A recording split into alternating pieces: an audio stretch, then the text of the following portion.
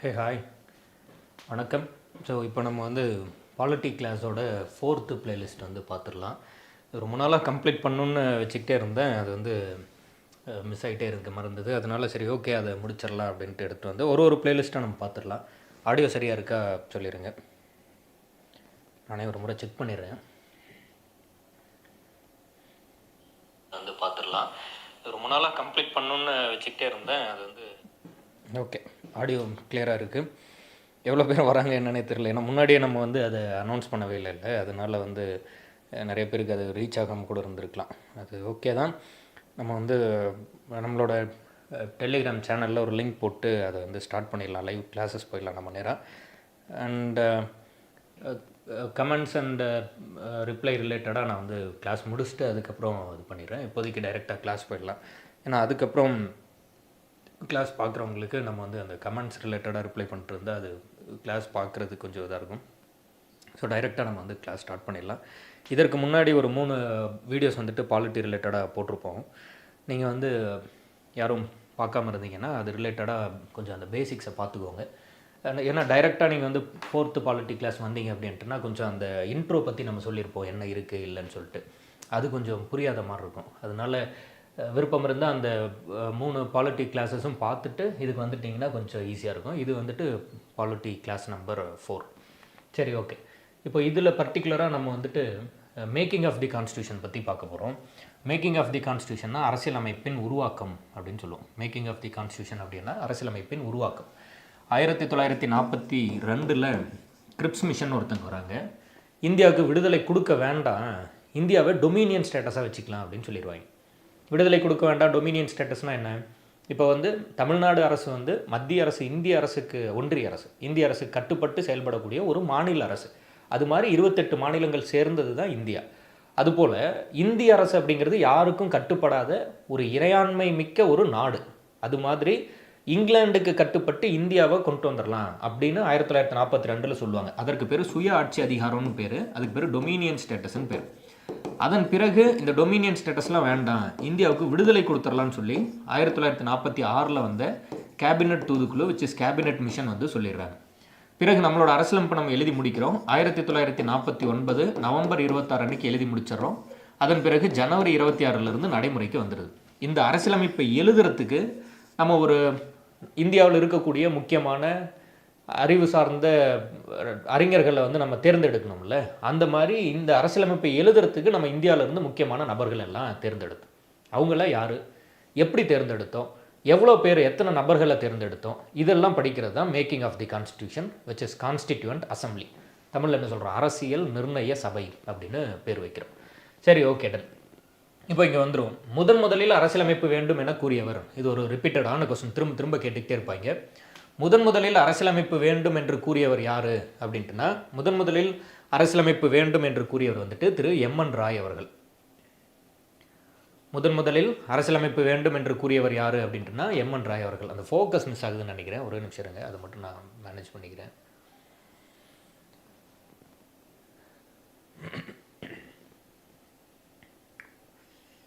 சரி okay done. இந்த முதலில் அரசியலமைப்பு வேண்டும் அப்படின்னு சொல்கிறது யார் அப்படின்ட்டுனா, முதலில் அரசியலமைப்பு வேணும்னு சொல்கிறது வந்து எம்.என். ராய் அவர்கள். இது கேள்வி கேட்டுக்கிட்டே இருப்பாங்க. எம்.என். ராய் அவர்கள் வந்து எந்த ஆண்டு சொன்னார் அதையும் கேள்வி கேட்டுக்கிட்டே இருப்பாங்க. 1934. 1934 தான் அவர் என்ன பண்ணுறாரு அப்படின்ட்டுனா அரசியலமைப்பு வந்து வேணும் அப்படின்னு சொல்லி முதல்ல சொல்கிறாரு. இப்போது 1934 எம்.என். ராய் அவர்கள் சொன்னார். 35 ஐஎன்சி வந்து நமக்கான அரசியலமைப்பு ஒன்று வேணும் அப்படின்னு ஐஎன்சி வந்து சொன்னாங்க, இந்தியன் நேஷனல் காங்கிரஸ், இந்திய தேசிய காங்கிரஸ் சொன்னாங்க. 1938 ஜவஹர்லால் நேரு அவர்கள் சொன்னார்.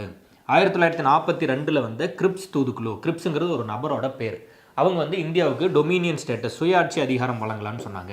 1946 வந்து கேபினட் கமிட்டியை கேபினட் தூதுக்குழுன்னு தமிழில் சொல்கிறோம். அவங்க வந்துட்டு இந்தியாவுக்கு விடுதலை வழங்கலான்னு சொல்லிட்டாங்க. இந்த கேபினட் தூதுக்குழுவோட தலைவராக யார் இருந்தாங்க, திரு பெத்திக் லாரன்ஸ் அவர்கள் இருந்தார். உறுப்பினர்களாக யார் இருந்தாங்க, ஏவி அலெக்சாண்டரும் ஸ்டாஃபோர்டு கிரிப்ஸ் அவங்களும் இருந்தாங்க. இந்த கிரிப்ஸுங்கிறவரும் இவரும் ஒன்று தான், கிரிப்ஸ் கமிஷனில் வந்தவர் தான். அங்கே அவர் தலைவராக வராரு, இங்கே உறுப்பினராக வராரு. அது ரிலேட் பண்ணி தெளிவாக வந்துட்டு படிச்சுக்கணும்.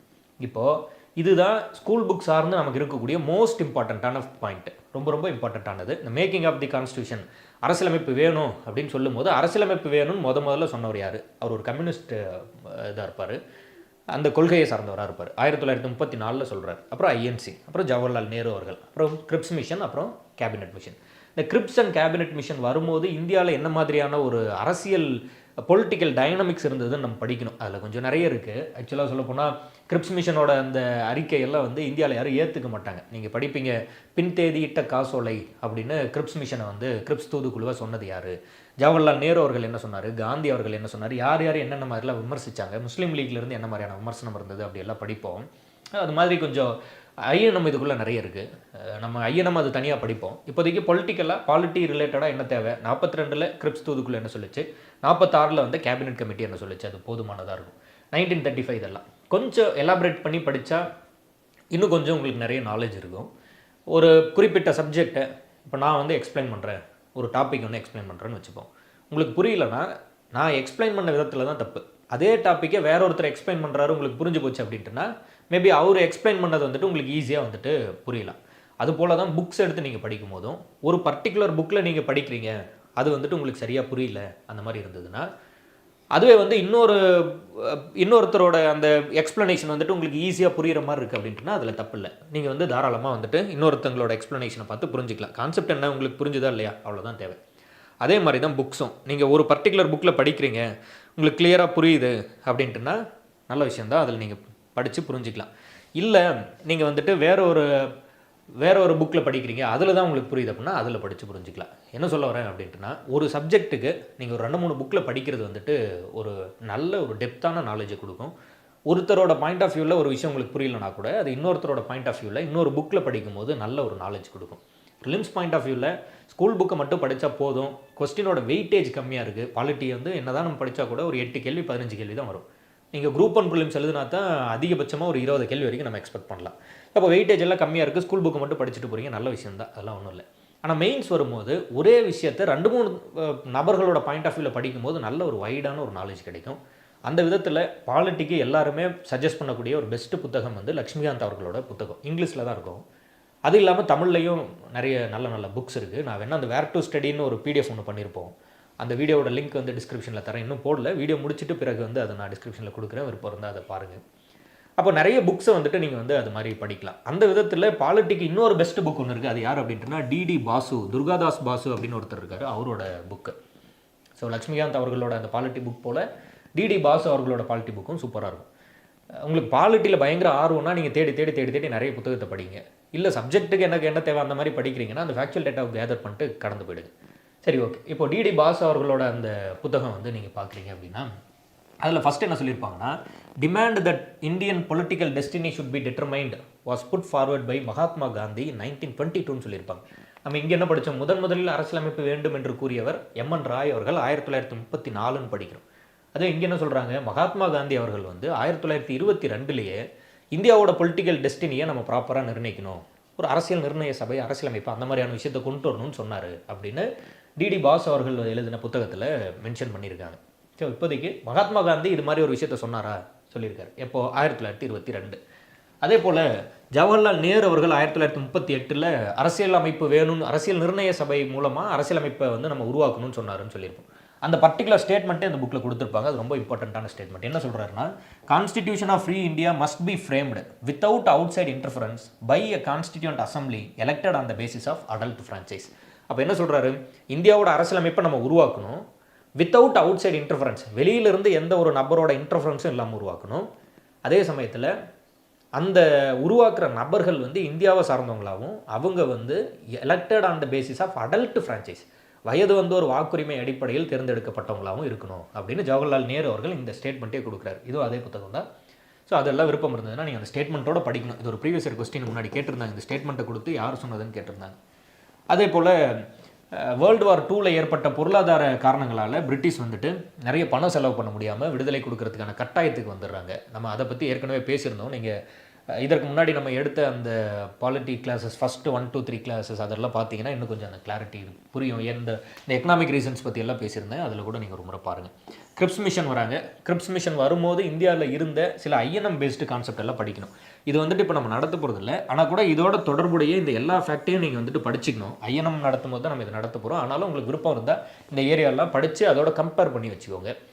குவிட் இண்டியா மூமெண்ட், அதே போல் சிம்லா கான்ஃபரன்ஸ், வேவல் பிளான், அதுபோல் வந்துட்டு கான்ஸ்டிடியூண்ட் அசம்பிளியில் முஸ்லீம் லீக் வந்துட்டு ஏன் ரிஜெக்ட் பண்ணாங்க, கிரிப்ஸ் மிஷனை பற்றி முஸ்லீம் லீக் வந்து என்ன சொன்னாங்க, தனிநாடு கேட்கும் போது எப்போ தனிநாடு கொடுத்தாங்க, டைரக்ட் ஆக்ஷன் டேன்னு ஒன்று இருக்கும், டைரக்ட் ஆக்ஷன் டே எப்போ நடந்தது, அதில் மகாத்மா காந்தி அவர்களோட பங்களிப்பு என்ன, இது எல்லாத்தையும் தேடி தேடி நீங்கள் படிக்கணும்.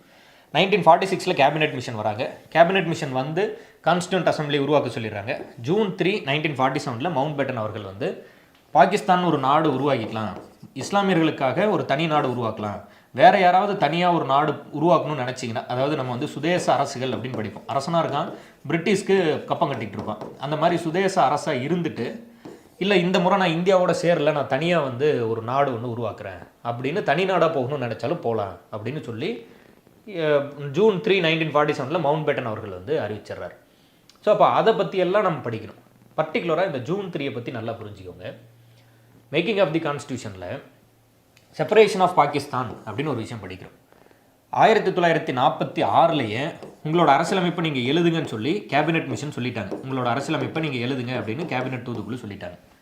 ஆனால் தனி நாடாக இஸ்லாமியர்களுக்கான தனி நாடாவோ சுதேச அரசுகளுக்கு விருப்பப்பட்ட தனி நாடாவோ போகலாம் அப்படிங்கிறத பற்றியெல்லாம் பிரிட்டிஷ் வந்து எந்த ஒரு அறிவிப்பும் சொல்லலை, எதுவும் பேசவே இல்லை. ஆனால் எங்களுக்கு தனி நாடு வேணும்னு சொல்லி முகமது அலி ஜின்னா தலைமையில் ஒரு கோரிக்கை ஒன்று இருந்துகிட்டே இருக்குது. சரி, நம்ம கேட்டுக்கிட்டே இருந்தால் அதை வந்து செய்ய மாட்டாங்கன்னு சொல்லிட்டு ஒரு போராட்டம் ஒன்று பண்ணலான்னு சொல்லி நேரடி நடவடிக்கை நாள் அப்படின்னு நம்ம சொல்லுவோம். இந்த டைரக்ட் ஆக்ஷன் டேன்னு சொல்லி ஒரு போராட்டத்தை முகமது அலி ஜின்னா அவர்கள் அறிவிக்கிறார்.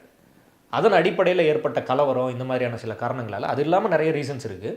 பட் இந்த மாதிரியான ரீசன்ஸ்னால மவுண்ட் பேட்டன் வந்து நம்ம இந்தியாவை பிரிக்காமல் விட்டுட்டு போனால் அது வந்து இன்னும் ஒரு ஆபத்தாக இருக்கும். அதனால் தனி நாடாக இஸ்லாமியர்களுக்கான தனி நாடு, சுதேச மன்னர்கள் தனியாக போகணுன்னா தனி நாடாக போகலாங்கிற உரிமை இதெல்லாம் கொடுத்துடலாம் அப்படின்னு முடிவெடுத்து ஜூன் 3 1947 அன்னைக்கு ஜூன் 3 பிளான் அப்படின்னு ஒன்று கொண்டு வர்றாரு.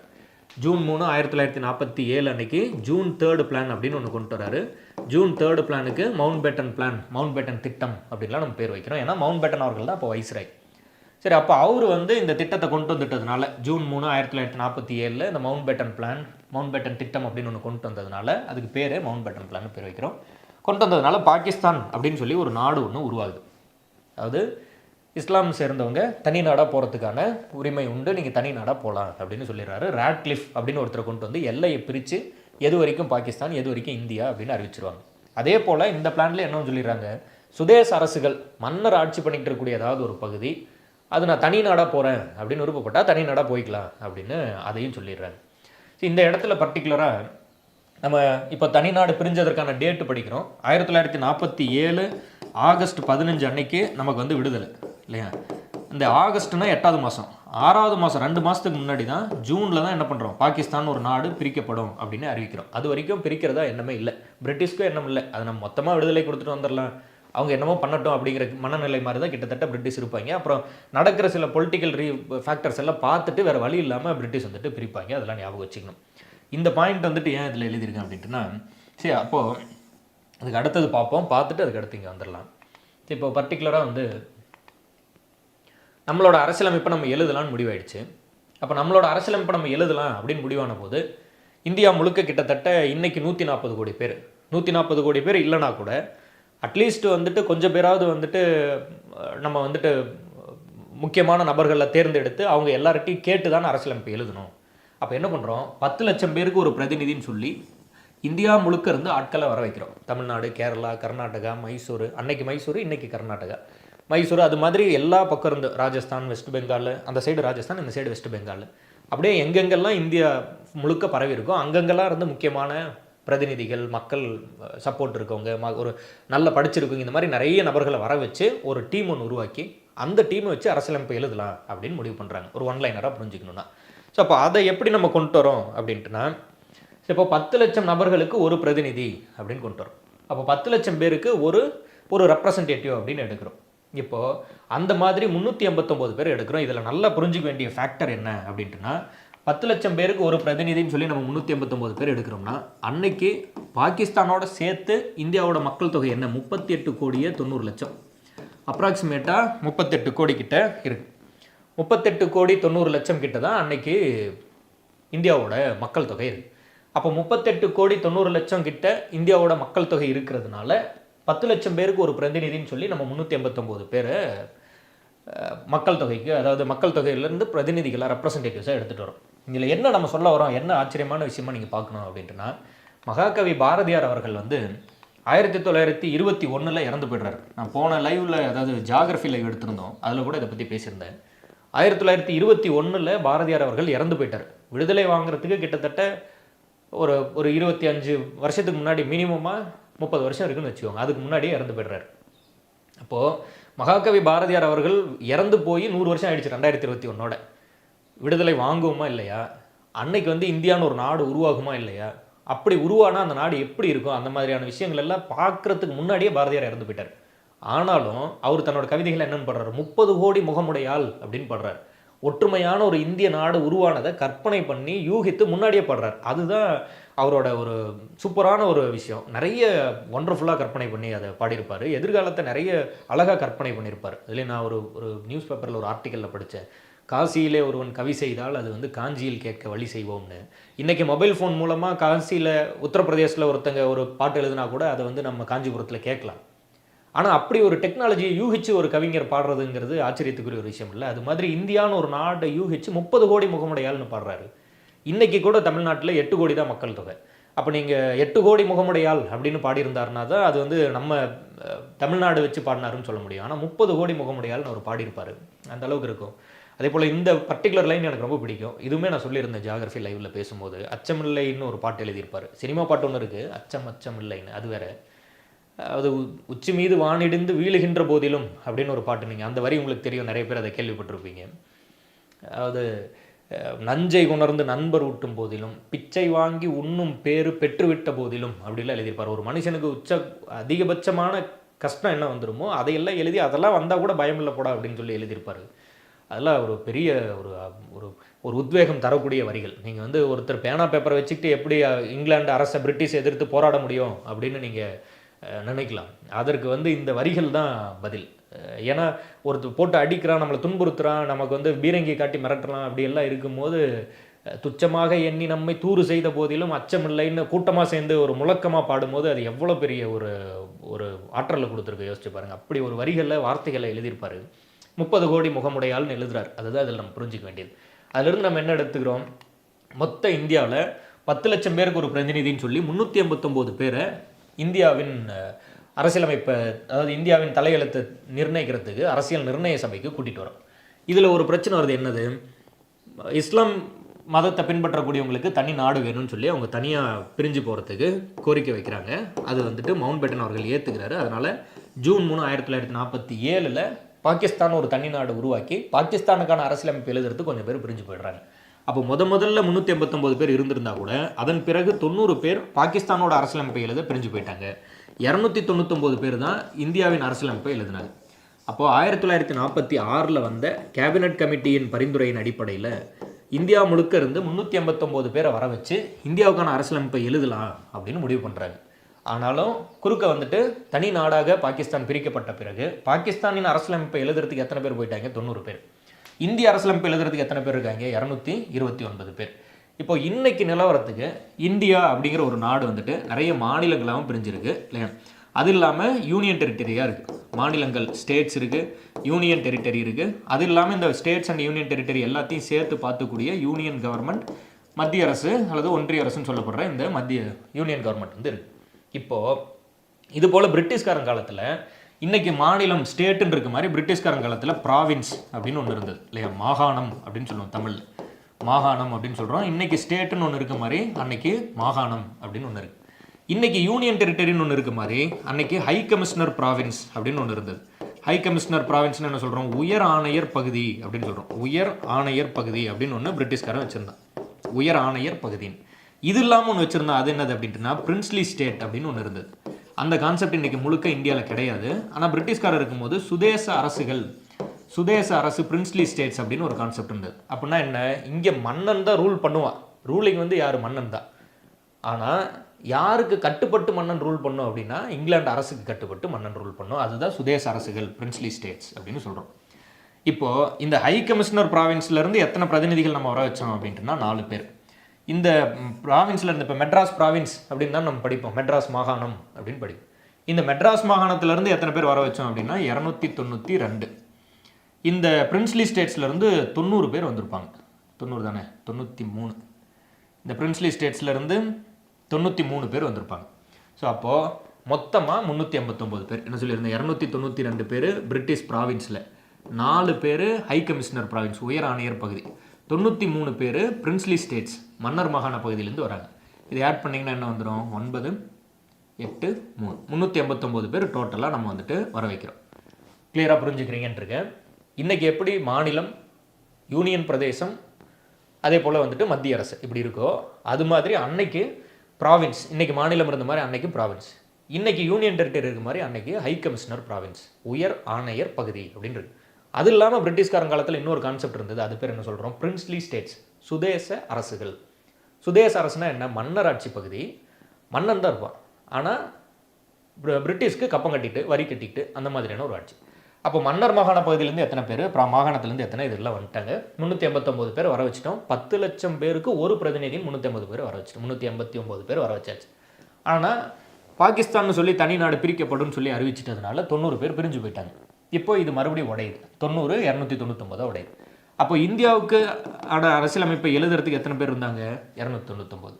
பாகிஸ்தானுக்கான அரசியலமைப்பை எழுத எத்தனை பேர் இருந்தாங்க, 90. இதை எப்படி ஃபர்தராக பிரிக்கிறோம், 67, 23 பிரிக்கிறோம். இதில் இந்த 23ங்கிறது என்னது, பிரின்ஸ்லி ஸ்டேட்ஸ். இப்போ மொத்தம் 93 அரசர்கள் பிரிட்டிஷோட கட்டுப்பாட்டில் இருந்தாங்க. இந்த 93 அரசர்களில் 23 பேர் எங்கே போயிட்டாங்க அப்படின்னா பாகிஸ்தானுக்கு போயிட்டாங்க. மீதி இருக்கக்கூடிய 229 + 70 அப்படின்னா என்னது, 299 பேர். 299 பேர். மீதி இருக்கக்கூடிய 70 அரசர்கள் வந்து இந்தியாவோட சேர்ந்துட்டாங்க. அப்போ இந்த அரசர்கள், பிரிட்டிஷ் கீழே இருந்த அந்த அரசர்கள் 93 பேரில் 23 பேர் பாகிஸ்தானுக்கு போயிட்டாங்க, 70 பேர் இந்தியாவோட வந்து சேர்ந்துட்டாங்க. மாகாணங்களாக இருந்த 292 பகுதிகளும், உயராணையர் பகுதிகளாக இருந்த 296 பகுதிகளில் 229 பேர் இந்தியாவுக்கு வந்துட்டாங்க, 67 பேர் பாகிஸ்தானுக்கு போயிட்டாங்க. 10வது புத்தகத்தில் சாப்டரில் இந்த ஸ்பிளிட்டை பற்றி பேசியிருப்பாங்க. நம்ம வந்துட்டு இப்போ மெயின்ஸ் பாயிண்ட் ஆஃப் வியூவில் இன்னும் நிறைய பாலிட்டியில் படிக்க வேண்டியது இருக்குது. ஃபஸ்ட்டு இந்த பேசிக்ஸ் எல்லாம் முடிச்சுட்டு ஒன் பை ஒன்னாக நம்ம வந்துட்டு அந்த ஏரியாவை படிச்சிடலாம். அதாவது அந்த மெயின்ஸ் பாயிண்ட் ஆஃப் வியூவில் இருக்கக்கூடிய ஏரியாவை படிச்சிடலாம். ஃபஸ்ட்டு இந்த பேசிக்ஸை கிளியர் பண்ணிட்டு வந்துடலாம். இது இன்னொரு 4-5 லைவ், ஒரு மாதிரி 3-4 ஹவர்ஸ் போட்டு லைவ் எடுத்தோம் அப்படின்ட்டுனா அந்த பேசிக்ஸ் எல்லாம் கொஞ்சம் கடந்து வந்துடலாம். ஸோ அதை கொஞ்சம் நல்லா கிளியராக உள்வாங்கிக்கோங்க. இன்னொரு முறை கூட சொல்கிறேன், அதை நல்லா புரிஞ்சுக்கோங்க, டக்குன்னு முடிச்சிடலாம். இந்த பாயிண்ட்ஸில் ஒன்றுமே இல்லை, ஈஸியாக கேதர் பண்ணிக்கலாம். 389 பேர், 389 பேரில் 90 பேர் பாகிஸ்தான் போயிட்டாங்க, 299 பேர் இந்தியாவுக்கு வந்துடுறாங்க. இந்த 389 எப்படி ஸ்ப்ளிட் பண்ணுறோம், 292 பேர் வந்து ப்ராவின்ஸ், பிரிட்டிஷோட மாகாணங்கள்லேருந்து வராங்க. உயர் ஆணையர் பகுதி, ஹை கமிஷனர் ப்ராவின்ஸில் 4 பேர், மன்னர் மாகாண பகுதியில் 93 பேர், அதில் 389ன்னு பிரிக்கிறோம். இந்த 93 பேர் வந்துட்டு 23 பேர் பாகிஸ்தானுக்கும் 70 பேர் இந்தியாவிலேயும் இருக்காங்க. இந்த 296 பேரில் 229 பேர் இந்தியாவுக்கும் 67 பேர் பாகிஸ்தானுக்கும் போயிடுறாங்க. பாகிஸ்தானை பிரித்த பிறகு 229 பேர் இந்தியாவிலையும் 67 பேர் பாகிஸ்தானுக்கும் போயிடுறாங்க. இதுதான் 67. இது ரெண்டையும் ஆட் பண்ணிங்கன்னா என்ன வந்துடும், 296. இது ரெண்டையும் ஆட் பண்ணிங்கன்னா என்ன வந்துடும், 90, 93 இல்லையா. இது ரெண்டையும் ஆட் பண்ணால் 93, டோட்டலாக 389. ஸோ இதுபடி ஸ்ப்ளிட் பண்ணி போய்ட்றாங்க. இந்த டிஃப்ரென்ஸ் வந்துட்டு புரிஞ்சுக்கிறீங்கன்றது. இல்லை இன்னொரு கேள்வி ஒன்று இருக்குது, இன்னொரு பாயிண்ட் படிப்பாங்க. இந்த 296 கட்சி வாரியாக படிப்போம். ஐஎன்சியில் எவ்வளோ பேர், முஸ்லீம் லீக்கில் எவ்வளோ பேர், அதர்ஸ் இதர பதவிகளில் எவ்வளோ பேர் இருந்தாங்கன்ட்டு படிப்போம். ஸோ அதை படிச்சுக்கலாம். முதல்ல இந்த ஐடியா வந்துட்டு கிளியராக ஞாபகம் வச்சுக்கோங்க. புரியுதுன்னு நினைக்கிறேன். முடிஞ்ச அளவுக்கு திரும்ப அதை ரீகால் பண்ணி பார்த்துக்கிட்டே இருங்க. ஈஸி தான், அதில் ஒன்றுமே இல்லை. சரி, இங்கிட்டு வந்துடும். இப்போது 1946 வந்த கேபினெட் குழு என்ன சொல்லிட்டாங்க, முக்கியமான 3 பரிந்துரைகள் கொடுத்துட்றாங்க. அரசியல் நிர்ணய சபையை உருவாக்குங்க, கான்ஸ்டன்ட் அசம்பிளியை உருவாக்குங்க, இடைக்கால அரசாங்கம் உருவாக்குங்க. இடைக்கால அரசாங்கம்னா என்னென்னு நான் சொல்கிறேன். அதுக்கு முன்னாடி வந்து இந்த பாயிண்ட்ஸ் மட்டும் ஞாபகம் வச்சுக்கோங்க. இந்திய யூனியன், அதுபோல் இடைக்கால தேர்தல் ஒன்று நடத்துங்க அப்படிங்கிறாங்க. அந்த தேர்தல் எதுக்கு, கான்ஸ்டன்ட் அசம்பிளிக்கு நபர்களை கொண்டு வர்றதுக்காக. அதில் பிரிட்டிஷ் மாகாணங்களில் 292 பேர், உயர் ஆணையர் பகுதியிலிருந்து 4 பேர், மன்னர் மாகாண பகுதியிலிருந்து 93 பேரை கொண்டு வந்து 389 பேரும் செலக்ட் பண்ணுறாங்க. எப்படி கொண்டு வராங்க? 10 லட்சம் நபர்களுக்கு ஒரு பிரதிநிதி அப்படின்னு கொண்டு வராங்க. தேர்தல் நடந்து 296 தொகுதிகளில் ஜெயிச்சவங்க எல்லாம் கூட்டிகிட்டு வந்துடுறாங்க. ஆனால் பிரிட்டிஷ் வந்து எந்தெந்த இடத்தெல்லாம் மன்னரை வந்து ஆட்சி செய்ய விட்டுருந்தானோ அங்கெல்லாம் தேர்தல் கிடையாது. அங்கெல்லாம் மன்னர் பார்த்து யாரையோ ஒருத்தங்களை அனுப்பிவிட்டா அவங்க தான் வந்து பிரதிநிதி. அப்போ அந்த மாதிரி வந்தவங்க எத்தனை பேர்? 93 பேர். இங்கெல்லாம் தேர்தலே நடக்கலை. ஆனால் இந்த 296 பகுதியில் தேர்தல் நடத்திடுறாங்க. அந்த தேர்தலில் எந்த கட்சி எவ்வளோ ஜெயித்தாங்க? ஐஎன்சி 208 சீட்டு, முஸ்லீம் லீக் 73 சீட்டு, அதர்ஸ் வந்துட்டு 15 சீட்டு. இவங்களாம் சுயேட்சையாக நின்னது, அந்த மாதிரி வேறு கட்சி அந்த மாதிரிலாம். அப்போது ஐஎன்சி காங்கிரஸ் வந்து 208 சீட்டு, முஸ்லீம் லீக் 73, அதர்ஸ் வந்து 15, டோட்டலாக 296 சீட்டு ஜெயிக்கிறாங்க. இப்போ இங்கே என்ன சொல்லியிருந்தோம்? 389 பேர் இருந்தாங்க. ஜூன் 3, 1947 பாகிஸ்தான் ஒன்று பிரிச்சுட்டாங்க. அப்போ பாகிஸ்தானுக்கு 90 பேர் போயிட்டாங்க. இந்தியாவில் 299 பேர் இருந்தாங்க. பாகிஸ்தானில் 90 பேர், இந்தியாவில் 299. இந்த 90ல் 67 பேர் ப்ராவின்ஸில் இருந்து வந்தவங்க, 23 பேர் மன்னர்கள் வந்து சேர்ந்துக்கிட்டாங்க. அதே போல் 70 பேர் மன்னர்கள், 229 பேர் ப்ராவின்ஸில் இருந்து வந்தவங்க. ஸோ இது ரெண்டையும் ஆட் பண்ணால் 296, இது ரெண்டையும் ஆட் பண்ணிங்கன்னா சுதேச அரசுகள் which is 93. இந்த கேட்டகரி உங்களுக்கு புரியுதுன்னு நினைக்கிறேன். ஒரு ஈஸியான விஷயம் தான். இதுலேயுமே நம்ம இன்னும் இன்ட்ரீம் கவர்மெண்ட் அப்படிங்கிறத பார்க்கணும். இது நல்லா கிளியராக புரிஞ்சுக்கோங்க, ட்ரை பண்ணி பாருங்கள். இங்கேயும் நம்ம சொல்லியிருந்தோம், இப்போ வந்து 389 பேர் ஒரே ஒரு முறை லாஸ்ட்டாக ரிவிஷன் பண்ணிடலாம். நிறைய பேருக்கு புரிஞ்சிருக்குன்னு நினைக்கிறேன். திரும்ப சொல்லிக்கிட்டே இருக்க மாதிரி நினைக்க வேண்டாம். ஒரே ஒரு முறை மட்டும் நம்ம வந்துட்டு இதோட பேசிக்ஸை வந்துட்டு கிளியராக பார்த்துடலாம். இப்போது 389 பேர், 389ல் 90 பேர் பாகிஸ்தான் போயிட்டாங்க, 299 பேர் இந்தியா. இதில் 229 பேர் வந்து ப்ராவின்ஸ்லேருந்து வந்தாங்க, 70 பேர் மன்னர் மாகாண பகுதி. இங்கே வந்து 67 பேர் அந்த ப்ராவின்ஸ் என்ற உயர் ஆணையர் பகுதிகளிலிருந்து, 23 பேர் மன்னர் மாகாண பகுதி. இந்த 67 229 ஆட் பண்ணால் 296, இந்த 23 90 ஆட் பண்ணால் 93. இது ரெண்டையும் ஆட் பண்ணோம்னா திரும்ப எவ்வளோ வந்துடுதுங்க? இது ரெண்டையும் ஆட் பண்ணோம்னா 389. இந்த பாயிண்ட்ஸ் வந்துட்டு வந்துடுது. இப்போது இந்த 296ல் கட்சி வாரியான ஸ்பிளிட் என்ன? ஐஎன்சி, அதே போல் முஸ்லீம் லீகு, அதே போல் அதர்ஸ், மற்றவை அப்படின்னு. அதர்ஸ் 15, முஸ்லீம் லீக் 73, ஐஎன்சியில் 208. இது எல்லாத்தையும் ஆட் பண்ணாலும் எவ்வளோ வந்துடுது அப்படின்ட்டுனா, இது எல்லாத்தையும் ஆட் பண்ணாலும் 296 பேர் வந்துடுறாங்க. ரொம்ப சிம்பிளான ஸ்பிளிட்டு தான். இந்த 90 229ங்கிறது எப்போ பிரியுது? ஜூன் 3, 1947. இதை அறிவிக்கிறது யார்? பாகிஸ்தானை பிரிக்க போகிறோன்னு சொல்லி அறிவிக்கிறது யார்? மவுண்ட் பேட்டன் அவர்கள் அறிவிக்கிறார். அதனால் இதற்கு என்ன பேர் அப்படின்ட்டுனா மவுண்ட் பேட்டன் திட்டம், மவுண்ட் பேட்டன் பிளான் அப்படின்னு பேர். சிம்பிளான விஷயந்தான். ட்ரை பண்ணி பாருங்கள். திரும்ப அதை ரீகால் பண்ணிக்கிட்டே இருந்தீங்கன்னா புரிஞ்சிக்கலாம். இது அப்படியே டோட்டலாக இந்த ஸ்பிளிட் எல்லாம் எங்கே பேசியிருக்காங்க? 10th ஸ்டாண்டர்டு சோசியல் சயின்ஸ் புத்தகம் இல்லையா, சமூக அறிவியல் புத்தகத்தில் ஃபஸ்ட்டு சாப்டர்லேயே இருக்கும்.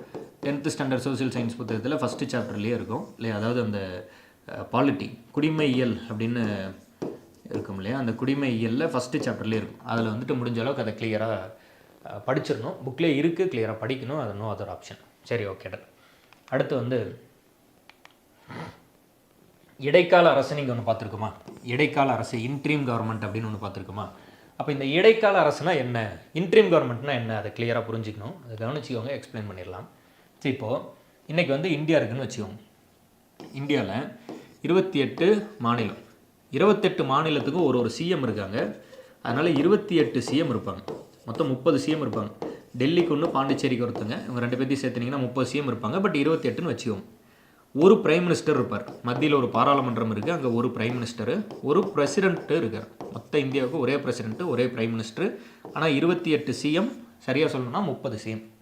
இப்போது இந்த சிஎம்மும் இந்தியாக்காரர் தான், பிரைம் மினிஸ்டரும் இந்தியாக்காரர் தான், பிரசிடென்ட்டும் இந்தியாவை சேர்ந்தவர் தான் இல்லையா. அப்போ எல்லாம் இந்தியன்ஸ். இங்கே உள்ள மக்களும் இந்தியர்கள், இங்கே ஆட்சி பண்ணுறவங்களும் இந்தியர்கள். அதுவே பிரிட்டிஷ் காலத்தில் இங்கே உள்ள மக்கள் மட்டும் இந்தியர்கள், ஆனால் ஆட்சி பண்ணுறதெல்லாம் யார் அப்படின்ட்டுனா பிரிட்டிஷ். வைஸ்ராயாக யார் இருந்தாங்க? பிரிட்டிஷ் இருக்காங்க. ஒரு ப்ராவின்ஸ், மாகாணங்களை ஆட்சி பண்ணுற இடத்துல யார் இருக்காங்க அப்படின்ட்டுனா பிரிட்டிஷ் இருக்காங்க. அப்போ மாகாணங்களை நிர்வகிக்கிற இடத்துலையும் பிரிட்டிஷ், வைஸ்ராய் அப்படிங்கிற தலைமை இடத்துலையும் பிரிட்டிஷ். இது மாதிரி முழுக்க தலைமையில் எல்லாம் பிரிட்டிஷ் ஏறி உட்காந்துருந்தா அதை தான் நம்ம பிரிட்டிஷ் ஆட்சி அப்படின்னு சொல்கிறோம். எடுத்துக்காட்டா இப்போ இந்தியாவோட பிரைம் மினிஸ்டர் இருக்காருன்னு வச்சுக்கோங்க. அவர் எல்லா வேலைகளையும் அவரே பார்க்க முடியாதுல்ல. அப்போ துறை வாரியாக பிரித்து வச்சுருக்காரு. எப்படி பிரிக்கிறாரு? பாதுகாப்புத்துறை, அதுபோல் வந்து உணவு, அதுபோல் வந்து வெளியுறவுத்துறை, அதுபோல் உள்துறை, அது மாதிரிலாம் பிரிக்கிறார். வெளியுறவுத்துறை, உள்துறை, அது இதுன்னு எல்லா ஏரியாவும் பிரிக்கிறார். ஒன்னொன்றுக்கும் ஒரு அமைச்சரை போடுறார். அப்போ இந்த அமைச்சர்கள்லாம் என்ன பண்ணுறாங்க, அந்தந்த துறையை வந்துட்டு ரூல் பண்ணுறாங்க. ஒரு இதுக்கும் அமைச்சர்களை போட்டு அந்தந்த துறையில் முக்கியமான முடிவுகள்லாம் எடுக்க வைக்கிறார். இந்த அமைச்சர்கள் எல்லாம் பிரிட்டிஷ்காரங்க. இந்த பிரைம் மினிஸ்டர் அன்னைக்கு வைஸ்ராயின்னு பேர். இந்த வைஸ்ராய்ங்கிற போஸ்ட்லேயும் பிரிட்டிஷ்காரங்க. இப்படி தான் பிரிட்டிஷ்காரர் ரூல் பண்ணிகிட்டு இருக்கான். முக்கியமான இடத்துல, முக்கியமான முடிவு எடுக்கக்கூடிய இடத்துல எல்லாம் பிரிட்டிஷ்காரங்க தான் இருக்காங்க. இப்போது 1946 இந்தியாவுக்கு விடுதலை கொடுக்கறது உறுதின்னு சொல்லி யார் அறிவிச்சிட்றா? கேபினட் கமிஷன் சொல்லிடுறாங்க. கேபினட் தூதுக்குழு வந்து சொல்லிடுறாங்க இந்தியாவுக்கு விடுதலை கொடுத்துடலாம் அப்படின்னு சொல்லிடுறாங்க. 1947 இந்தியாவிலிருந்து பிரிட்டிஷ்காரங்க எல்லாம் வெளியேறிடுறாங்க. அதுக்கப்புறம் நம்ம ஒரு 2 வருஷம் 11 மாதம் அரசியலமைப்பு எழுதுகிறோம். 1949 நவம்பர் 26 வரைக்கும் எழுதிட்டே இருப்போம். 2 வருஷம் ஃபுல்லாக எழுதி முடிச்சிடறோம். 1950 ஜனவரி 26 தான் நம்மளோட அரசியலமைப்பு நடைமுறைக்கு வருது. சரி, அரசியலமைப்பு நடைமுறைக்கு வந்துருச்சு, இப்போ போய் எலெக்ஷன் நடத்தலாம் அப்படின்னு போனால் எலெக்ஷன் நடத்தி முடித்து ஜவஹர்லால் நேரு அவர்கள் இந்தியாவின் முதல் மக்களால் தேர்ந்தெடுக்கப்பட்ட பிரதமராக வந்து அமர்றதுக்கு 1952 ஆகிப்போயிடுச்சு. ஏன் 1952 ஆச்சு? 2 வருஷம் என்ன பிரச்சனை அப்படின்னா லிட்ரஸி தான் பிரச்சனை. இப்போ ஒரு கேண்டிடேட் பேரை நம்ம எழுதுகிறோம். ஒரு கேண்டிடேட் பேர் எழுதிட்டு இப்போ தமிழ்நாட்டின் முதலமைச்சர் இருக்காருன்னு வச்சுக்கோங்க, திரு முத்துவேல் கருணாநிதி ஸ்டாலின் அப்படின்னு எழுதியிருக்கோன்னு வச்சுக்கோங்க. அதை படிக்க தெரிஞ்சால் தான் நமக்கு வந்து ஓட்டு போட முடியும். இப்போ எம்ஜிஆர் அவர்களோட பேரோ, ஜெயலலிதா அம்மா பேரோ, பிரதமர் நரேந்திர மோடி அவர்களோட பேரோ நீங்கள் வந்து லிஸ்ட்டில் எழுதியிருக்காங்க. இல்லை யாரோ ஒருத்தங்களுக்கு ஓட்டு போடணும்னு நினைக்கிறீங்க. போய் பேரை படித்து பார்க்கும்போது அந்த பேரை படித்து பார்த்து எங்கே எழுதியிருக்குன்னு 1 2 3 4 எந்த நம்பரில் எழுதியிருக்குன்னு பார்த்து ஓட்டு போட்டுடலாம். ஆனால் படிக்கவே தெரில. இப்போ எனக்கு எழுத்தறிவே இல்லை, எழுத்தை பார்த்து படிக்கவே தெரில. அப்போ நான் எப்படி ஓட்டு போடுறது? அந்த பிரச்சனை தான் இந்தியா முழுக்க அன்றைக்கி இருந்தது. எழுத்தறிவே எல்லாருக்கும் போய் சேரலை. அப்புறம் எப்படி எலெக்ஷன் நடத்துறது? அப்போது எலெக்ஷன் கமிஷன் கொண்டு வந்த மிக முக்கியமான ஒரு திட்டம் தான் என்ன அப்படின்ட்டுனா introduction of symbols in election. இப்போ தேர்தலில் சின்னங்களை அறிமுகப்படுத்துகிறாங்க. இப்போ நான் எலெக்ஷனில் நிற்கிறேன், என் பேரை படிக்க தெரியல நிறைய பேர். ஆனால் நான் என்ன பண்ணிடுறேன், ஒரு ஏர்மாடை வச்சு உழவு பண்ணுற மாதிரி ஒரு சிம்பிளை வச்சு இந்த சிம்பிளுக்கு, இந்த சின்னத்துக்கு ஓட்டு போடுங்க அப்படின்னு சின்னத்தை பெருசாக நான் ப்ரொமோட் பண்ணுறேன். அப்போ அந்த சின்னம் வந்து ஒரு ஈஸியாக எல்லாராலையும் டெய்லி அன்றாட வாழ்க்கையில் நான் பயன்படுத்தக்கூடிய சின்னத்தை எடுத்து இதை வந்து சின்னமாக வச்சு நான் பிரச்சாரம் பண்ணி கொண்டு வரேன். ஸோ அப்போ அந்த இன்ட்ரோடக்ஷன் ஆஃப் சிம்பிள்ஸு இந்த இடத்துல நம்ம செஞ்ச ஒரு மிகப்பெரிய சீர்திருத்தம். எலக்டோரல் ரிஃபார்ம்ஸ் அப்படின்னு மெயின்ஸில் ஒரு கொஸ்டின் ஒன்று பார்ப்பீங்க. அதில் என்ன ரிஃபார்ம்ஸ் எல்லாம் பண்ணோம், எப்படி எல்லாம் தேர்தல் சீர்திருத்தம் பண்ணோம், அதில் நடக்கிற குற்றங்களை தடுக்கிறதுக்கு என்ன பண்ணோம், அது அந்த எலெக்ஷனை சரிவர நடத்துறதுக்கு என்ன மாதிரிலாம் பண்ணோம் அப்படின்லாம் படிப்போம். அதில் மிக முக்கியமான ஒன்று என்னது, இன்ட்ரோடக்ஷன் ஆஃப் சிம்பிள்ஸை கொண்டு வந்து இந்த மாதிரி எலெக்ஷனை இது பண்ணுறோம். அதுக்கப்புறம் 52க்கு பிறகு 5 வருஷமோ 3 வருஷமோ 2 வருஷமோ எப்போல்லாம் ஆட்சி கலையுதோ, இல்லை ஒரு வேளை எப்போல்லாம் ஆட்சி வந்து 5 வருஷம் முடியுதோ அப்போல்லாம் மறுபடியும் எலெக்ஷன் நடத்தி கடந்த 75 ஆண்டுகளாக நம்ம வந்து சுதந்திர இந்தியாவில் தேர்தல் நடக்குது, உங்களுக்கு தெரிஞ்சிருக்கும். ஆனால் அதுக்கு முன்னாடி இருந்த இந்த டென்யூரில் இப்போ நம்ம இங்கே என்ன சொல்லியிருந்தோம், முக்கியமான இடத்துல பிரிட்டிஷ் இருக்கான், அமைச்சர் பதவியில் எல்லாம் பிரிட்டிஷ் இருக்கான், அப்படி தான் ரூல் பண்ணிக்கிட்டு இருந்தான்னு சொல்கிறோம். இந்த 46லேருந்து 47க்குள்ளே இந்த அமைச்சர் பதவி இருக்குல்ல, அது மாதிரி இருந்த இந்த முக்கியமான பதவிகள் எல்லாம், கவர்னர் அது மாதிரியான முக்கியமான பகுதிகள் எல்லாம் இந்தியன்ஸை கொண்டு வந்துட்டான். இந்த தலைமை பதவி இருக்குல்ல, அதாவது பிரைம் மினிஸ்டருங்கிறதுக்கு அன்னைக்கு பேர் வந்து வைஸ்ராயின்னு பேர். இந்த வைஸ்ராய்ங்கிற பதவியில் மட்டும் மவுண்ட் பேட்டன் இருக்கார். வைஸ்ராய்ங்கிற பதவியில் மட்டும் மவுண்ட் பேட்டன் இருந்துக்கிறார். அதுலேயுமே துணை பிரதமர் மாதிரியான ஒரு போஸ்ட்டில் ஜவஹர்லால் நேருவை கொண்டு வந்துடுறார். இப்போது அந்த மொத்த அட்மினிஸ்ட்ரேட்டிவ் ஹைராக்கியில் எல்லா இடத்துலையும் இந்தியன்ஸ், தலைமையில் மட்டும் மவுண்ட் பேட்டன் அவர்கள் இருக்கார். எப்போலேருந்து எப்போ வரைக்கும், 46லேருந்து 47க்குள்ளே. அப்போ அந்த கொஞ்ச காலத்துக்கு மவுண்ட் பேட்டன் தலைமையில் இருக்கார். அதுலேயுமே கிட்டத்தட்ட துணை பிரதமருங்கிற அளவுக்கு யார் வந்துடுறாங்க, ஜவஹர்லால் நேரு வந்துடுறாரு. அப்புறம் முக்கியமான இந்த மினிஸ்டர்ஸ் இருக்கக்கூடிய பகுதி எல்லாத்துலேயுமே இந்தியன்ஸ் வந்துடுறாங்க. அந்த இடம் எல்லாம் இந்தியன்ஸ் இருக்காங்க. இப்போது இந்த மாதிரி முழுக்க வந்துட்டு இந்தியர்களை போட்டு தலைமை பொறுப்பில் மட்டும் மவுண்ட் பேட்டன் அவர்கள் இருந்துட்டு ஒரு ஒரு ஒரு கவர்மெண்ட்டை கொண்டு வந்திருந்தாங்கல்ல, எப்போ 46லேருந்து 47க்குள்ளே. இதுக்கு பேர் இடைக்கால அரசு அப்படின்னு பேர். இதற்கு நம்ம என்னென்னு பேர் வைக்கிறோம் அப்படின்ட்டுனா இடைக்கால அரசு, இன்ட்ரீம் கவர்மெண்ட்டுன்னு பேர். 1947 எல்லா பிரிட்டிஷ்காரங்களும் இந்தியா விட்டு வெளியே போயிட்டாங்க. அப்போ யாரும் போயிடணும், மவுண்ட் பேட்டன் அவர்களும் வெளியே போயிடுறாரு. அப்போ பிரதமருங்கிற போஸ்ட்டுக்கு யார் வந்துடுறாங்க, ஜவஹர்லால் நேரு. டெப்டி பிரைம் மினிஸ்டராக திரு வல்லபாய் பட்டேல் அவர்கள் இருப்பார். அப்போது ஜவஹர்லால் நேரு, வல்லபாய் பட்டேல், அதே போல் இந்தியாவில் இருந்தவங்க முக்கியமான நபர்கள் எல்லாம் அடுத்தடுத்த அமைச்சராக வந்துடுறாங்க. 47லேருந்து இந்தியாவோட மொதல் எலெக்ஷன் நடக்கிற வரைக்கும் ஒரு கவர்மெண்ட் இருந்திருக்கும்ல, அவங்களுக்கு பேர் ஃபஸ்ட்டு கேபினட் அப்படின்னு பேர். அவங்களுக்கு என்னென்னு பேர் வைக்கிறோம் அப்படின்ட்டுனா ஃபஸ்ட்டு கேபினட், முதல் அமைச்சரவை அப்படின்னு பேர். கிளியராக புரிஞ்சுக்கணும் இல்லையா? இதில் வந்து ரொம்ப சிம்பிளான ஒரு கான்செப்ட் தான், அதை வந்து நல்லா உள்வாங்கிக்கோங்க. 1946 முக்கியமான பதவி எல்லாத்துலேயும் இந்தியர்களை தூக்கி போட்டு தலைமை பொறுப்பு மட்டும் திரு மவுண்ட் பேட்டன் அவர்கள் வச்சுக்கிறாரு. அதுலேயுமே துணை தலைவர் அப்படிங்கிற பொறுப்பில் ஜவஹர்லால் நேரு அவர்கள் இருக்கார். மீதி எல்லா இடத்துலையும் இந்தியன்ஸ் இருப்பாங்க. இதுக்கு பேர் நம்ம என்னென்னு வைக்கிறோம் அப்படின்ட்டுனா, இதற்கு பேர் இடைக்கால அரசு அப்படின்னு பேர் வைக்கிறோம். இடைக்கால அரசு அப்படின்ட்டுனா இங்கிலீஷில் இன்ட்ரீம் கவர்மெண்ட் அப்படின்னு பேர். இடைக்கால அரசு அப்படின்ட்டுனா இங்கிலீஷில் என்ன பேர் வைக்கிறோம்னா இன்ட்ரீம் கவர்மெண்ட். இதில் எல்லாம் முக்கியமான நபர்கள் எல்லாம் நம்ம ஊருக்காரங்க எல்லாம் இருப்பாங்க. வெரி பர்டிகுலராக ராஜாஜி அவர்கள் சேலத்திலிருந்து போன திரு ராஜாஜி அவர்கள் வந்து இந்தியாவின் கல்வி அமைச்சராக இருப்பார். சேலத்திலிருந்து போன திரு ராஜாஜி அவர்கள் வந்து இந்தியாவின் கல்வி அமைச்சராக இருக்கார். எப்போ? இடைக்கால அரசில். இதில் ஒரு முக்கியமான கேள்வி இருக்குது. என்னது? 1947க்கு பிறகு எல்லா பிரிட்டிஷ்காரங்களும் போயிட்டாங்களா? அப்போ மவுண்ட் பேட்டனும் போயிருப்பாரா? அப்போ பிரதமருங்கிற இடத்துக்கு யார் வந்துடுறாரு? ஜவஹர்லால் நேரு. துணை பிரதமருங்கிற இடத்துக்கு யார் வந்துடுறாரு? வல்லபாய் பட்டேல் அவர்கள் வந்துடுறாரு. வல்லபாய் பட்டேல் அவர்கள் துணை பிரதமருங்கிற இடத்துல வந்துடுறாரு. இவங்க ரெண்டு பேருக்குள்ளே ஆக்சுவலாக யார் பிரதமர் ஆகிறது, யார் வந்து டெப்டி பிரைம் மினிஸ்டர் துணை பிரதமர் ஆகிறதுங்கிற மாதிரி ஒரு போட்டி இருந்ததாக சொல்லுவாங்க. அதில் மகாத்மா காந்தி அவர்கள் வந்து ஜவஹர்லால் நேருக்கு வந்து சப்போர்ட் பண்ணி அவர் பிரைம் மினிஸ்டராகவும் அவர் துணை பிரைம் மினிஸ்டராகவும் கொண்டு வந்தாங்கலாம் சொல்லுவாங்க. 52 எலெக்ஷன்லாம் முடிஞ்சு வரும்போது வல்லபாய் பட்டேல் அவர்கள் இறந்துருப்பாருன்னு இருக்கேன். ஒரு முறை செக் பண்ணிக்கோங்க. அதனால் அதன் பிறகு வந்து நேரு அவர்களே இருப்பார். நேருவும் வந்து மகாத்மா காந்தி இறந்துருப்பார். 1950 அவரை சுட்டுறாங்கல்ல, அவர் மகாத்மா காந்தி இறந்துருப்பார். அப்புறம் எலெக்ஷன்லாம் முடிஞ்சு வரும்போது ஜவஹர்லால் நேரு அவர்கள் பிரைம் மினிஸ்டர் ஆகிறாரு. 1964 ஜவஹர்லால் நேரு இறந்துருப்பார். சரி, ஓகே. இப்போ 47 இந்த மாதிரியான சேஞ்சும் வந்துடுது. அப்புறம் 1952 இந்தியா ஃபுல்லாக எலெக்ஷன் நடத்தி மக்களால் தேர்ந்தெடுக்கப்பட்ட பிரதமராக திரும்ப யார் வந்துடுறாங்க? ஜவஹர்லால் நேரு அவர்கள் வந்து சீட்டுக்கு வந்துடுறாரு. சரி, இப்போது இந்த 47 இருந்து 52 வரைக்கும் ஒரு கவர்மெண்ட் இருந்தது இல்லை? எலெக்ஷன் நடந்துட்ட பிறகு வேறு. அந்த எலெக்ஷன் வரைக்கும் 47 52 வரைக்கும் ஒருத்தங்க இருந்தாங்கல்ல. இந்த டென்யூருக்கு நம்ம என்னென்னு பேர் வைக்கிறோம் அப்படின்ட்டுனா ஃபஸ்ட்டு கேபினட் அப்படின்னு பேர். இந்த டென்யூருக்கு என்னென்னு பேர் வைக்கிறோம் அப்படின்ட்டுனா முதல் அமைச்சரவை, ஃபஸ்ட்டு கேபினட்னு பேர்.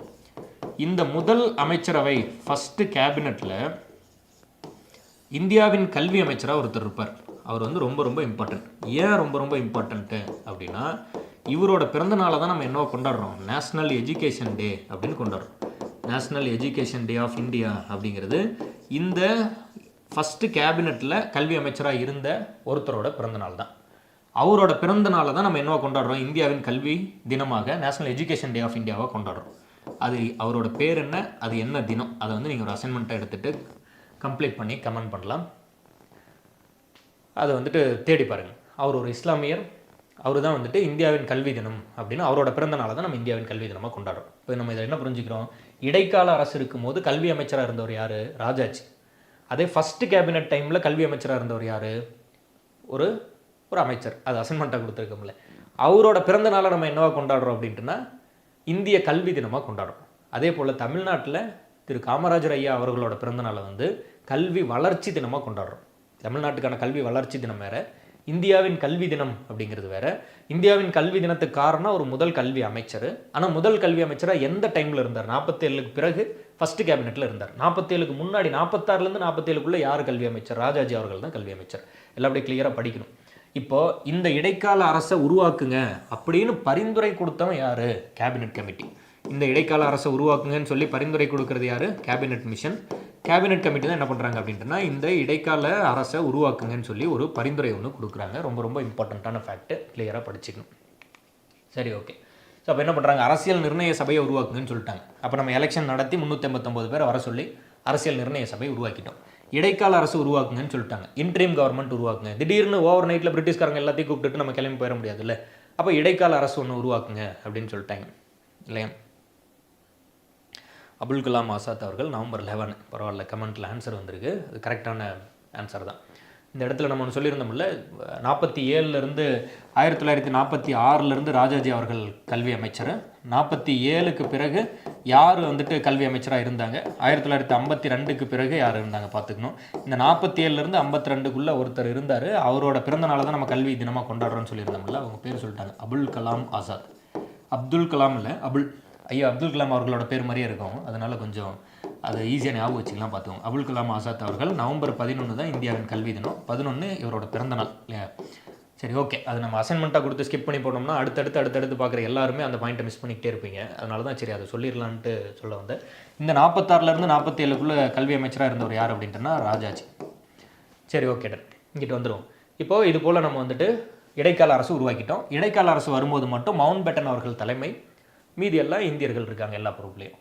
இந்திய யூனியன்லாம் உருவாக்குறோம். இதில் யார் யார் என்னென்னங்கிறதெல்லாம் பார்த்தோம். 10 லட்சம் பேருக்கு ஒரு பிரதிநிதி சொல்லியிருந்தோம். 389, 90, 299, 67, 23, 229, 70. இது கிளியராக படிக்கணும். 2-3 டைம் படிச்சிங்கன்னா ஞாபகம் வந்துடும். அவ்வளோதான், அதுக்கு மேலே அதில் ஒன்றும் இல்லை.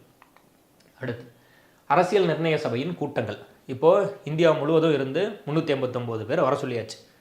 389 பேரை வர சொல்லி இந்தியாவுக்கான அரசியலமைப்பை எழுதலாம் அப்படின்னு முடிவு பண்ணியாச்சு. அப்போது எத்தனை கூட்டம் நடந்தது, அது ஒரு கொஸ்டின் கேட்டுக்கிட்டே இருப்பாங்க. இந்த எத்தனை கூட்டம் நடந்ததுங்கிறதுல முதல்ல ஒரு தெளிவு ஒன்று எடுத்துக்கோங்க. அரசியல் நிர்ணய சபையோட கூட்டங்கள் அப்படின்னு பார்த்தீங்கன்னா தொகுதி 1, 2, 3, 4 அப்படின்னு சொல்லி எடுத்துகிட்டு வந்தீங்கன்னு வச்சுக்கோங்க. அதாவது இப்போ டிசம்பர் 9 டிசம்பர் 23 வரைக்கும் ஒரு செட்டு ஒரு மீட்டிங் நடக்குது. அந்த மீட்டிங்கை நம்ம தொகுதி 1ன்னு எடுத்துக்கிறோம். அது மாதிரி எத்தனை தொகுதிகளாக மீட்டிங் நடந்ததுன்னா 11 தொகுதி. நம்ம 11வது 12வது புத்தகத்தில் தமிழ்நாடு பாடல்கள் கழகத்தில் இது கொடுத்துருப்பாங்க. 11 தொகுதிகளாக நடக்கும். 12வது தொகுதியில் என்ன நடக்குதுன்னா ஜனவரி 26 அரசியலமைப்பு முழுமையாக நடைமுறைக்கு வரும்னு சொல்லியாச்சு. 2 நாளைக்கு முன்னாடி 24 கூடி இந்தியாவோட தேசிய கீதம் என்ன, தேசிய பாடல் என்ன, இதெல்லாம் முடிவு பண்ணுறாங்க. தேசிய கீதம்னா என்ன, பாடல்னா என்ன, இதெல்லாம் முடிவு பண்ணிவிட்டு அதுக்கப்புறம் 26 யார் பிரசிடென்ட்டுங்கிறதையும் முடிவு பண்ணி அந்த 2 நாளைக்கு முன்னாடி ஃபைனல் பண்ணுறாங்க. அந்த வேலை தான் 12வது தொகுதி இந்த 24 நடக்கும். அரசியலமைப்பை முழுமையாக முடித்து கையெழுத்து போட்டு எப்போ வச்சிடுறாங்க, நவம்பர் 26, 1949 மொத்த அரசியலமைப்பையும் முழுமைக்கும் முடித்து கையெழுத்திட்டு இதுதான் ஃபைனல் அரசியலமைப்பு, இதுக்கு மேலே ஏதாவது திருத்தணும்னா, இதில் ஏதாவது மாற்றம் பண்ணணும்னா அமெண்ட்மெண்ட்டாக தான் கொண்டு வரணும் அப்படிங்கிற மாதிரி நவம்பர் 26 எல்லா வேலையும் முடித்து வச்சிடுறாங்க. ஸோ இது கூட இப்போ ப்ரீவியஸ் இயரில் ஒரு கொஸ்டினில் ஒன்று கேட்டிருந்தாங்க. ஜனவரி 26 தான் இந்திய அரசியலமைப்பில் உள்ள எல்லா ஆர்டிகளும் அமலுக்கு வந்தது அப்படின்னு கொடுத்து சரியாக தப்பான்னு கேட்டிருந்தாங்க. தப்பு. நவம்பர் 26 15 ஆர்டிகல் அமலுக்கு வந்துடும். நம்ம இப்போ அதை படிப்போம் எந்தெந்த 15 ஆர்டிகல்னு சொல்லிட்டு. ஸோ இந்த நவம்பர் 26 அரசியல் தினம் அப்படின்லாம் படிப்போம். அரசியல் தினம் அப்படின்னா என்னது, இந்தியன் கான்ஸ்டிடியூஷன் டே அப்படின்லாம் படிக்கிறோம். நவம்பர் 26 வேலை முடிஞ்சிருச்சு. ஆனால் நம்ம ஜனவரி 26, 1950 அமலுக்கு வரும்னு சொல்லிட்டோம்.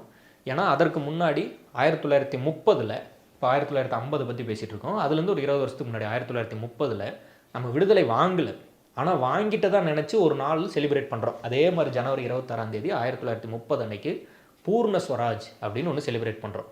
அந்த ஈவெண்ட்டை நினைவு கூறும் விதமாக 20 வருஷம் கழித்து நம்ம விடுதலை வாங்கிட்ட பிறகு ஜனவரி 26 அமலுக்கு வரும்னு அறிவிச்சிடும்.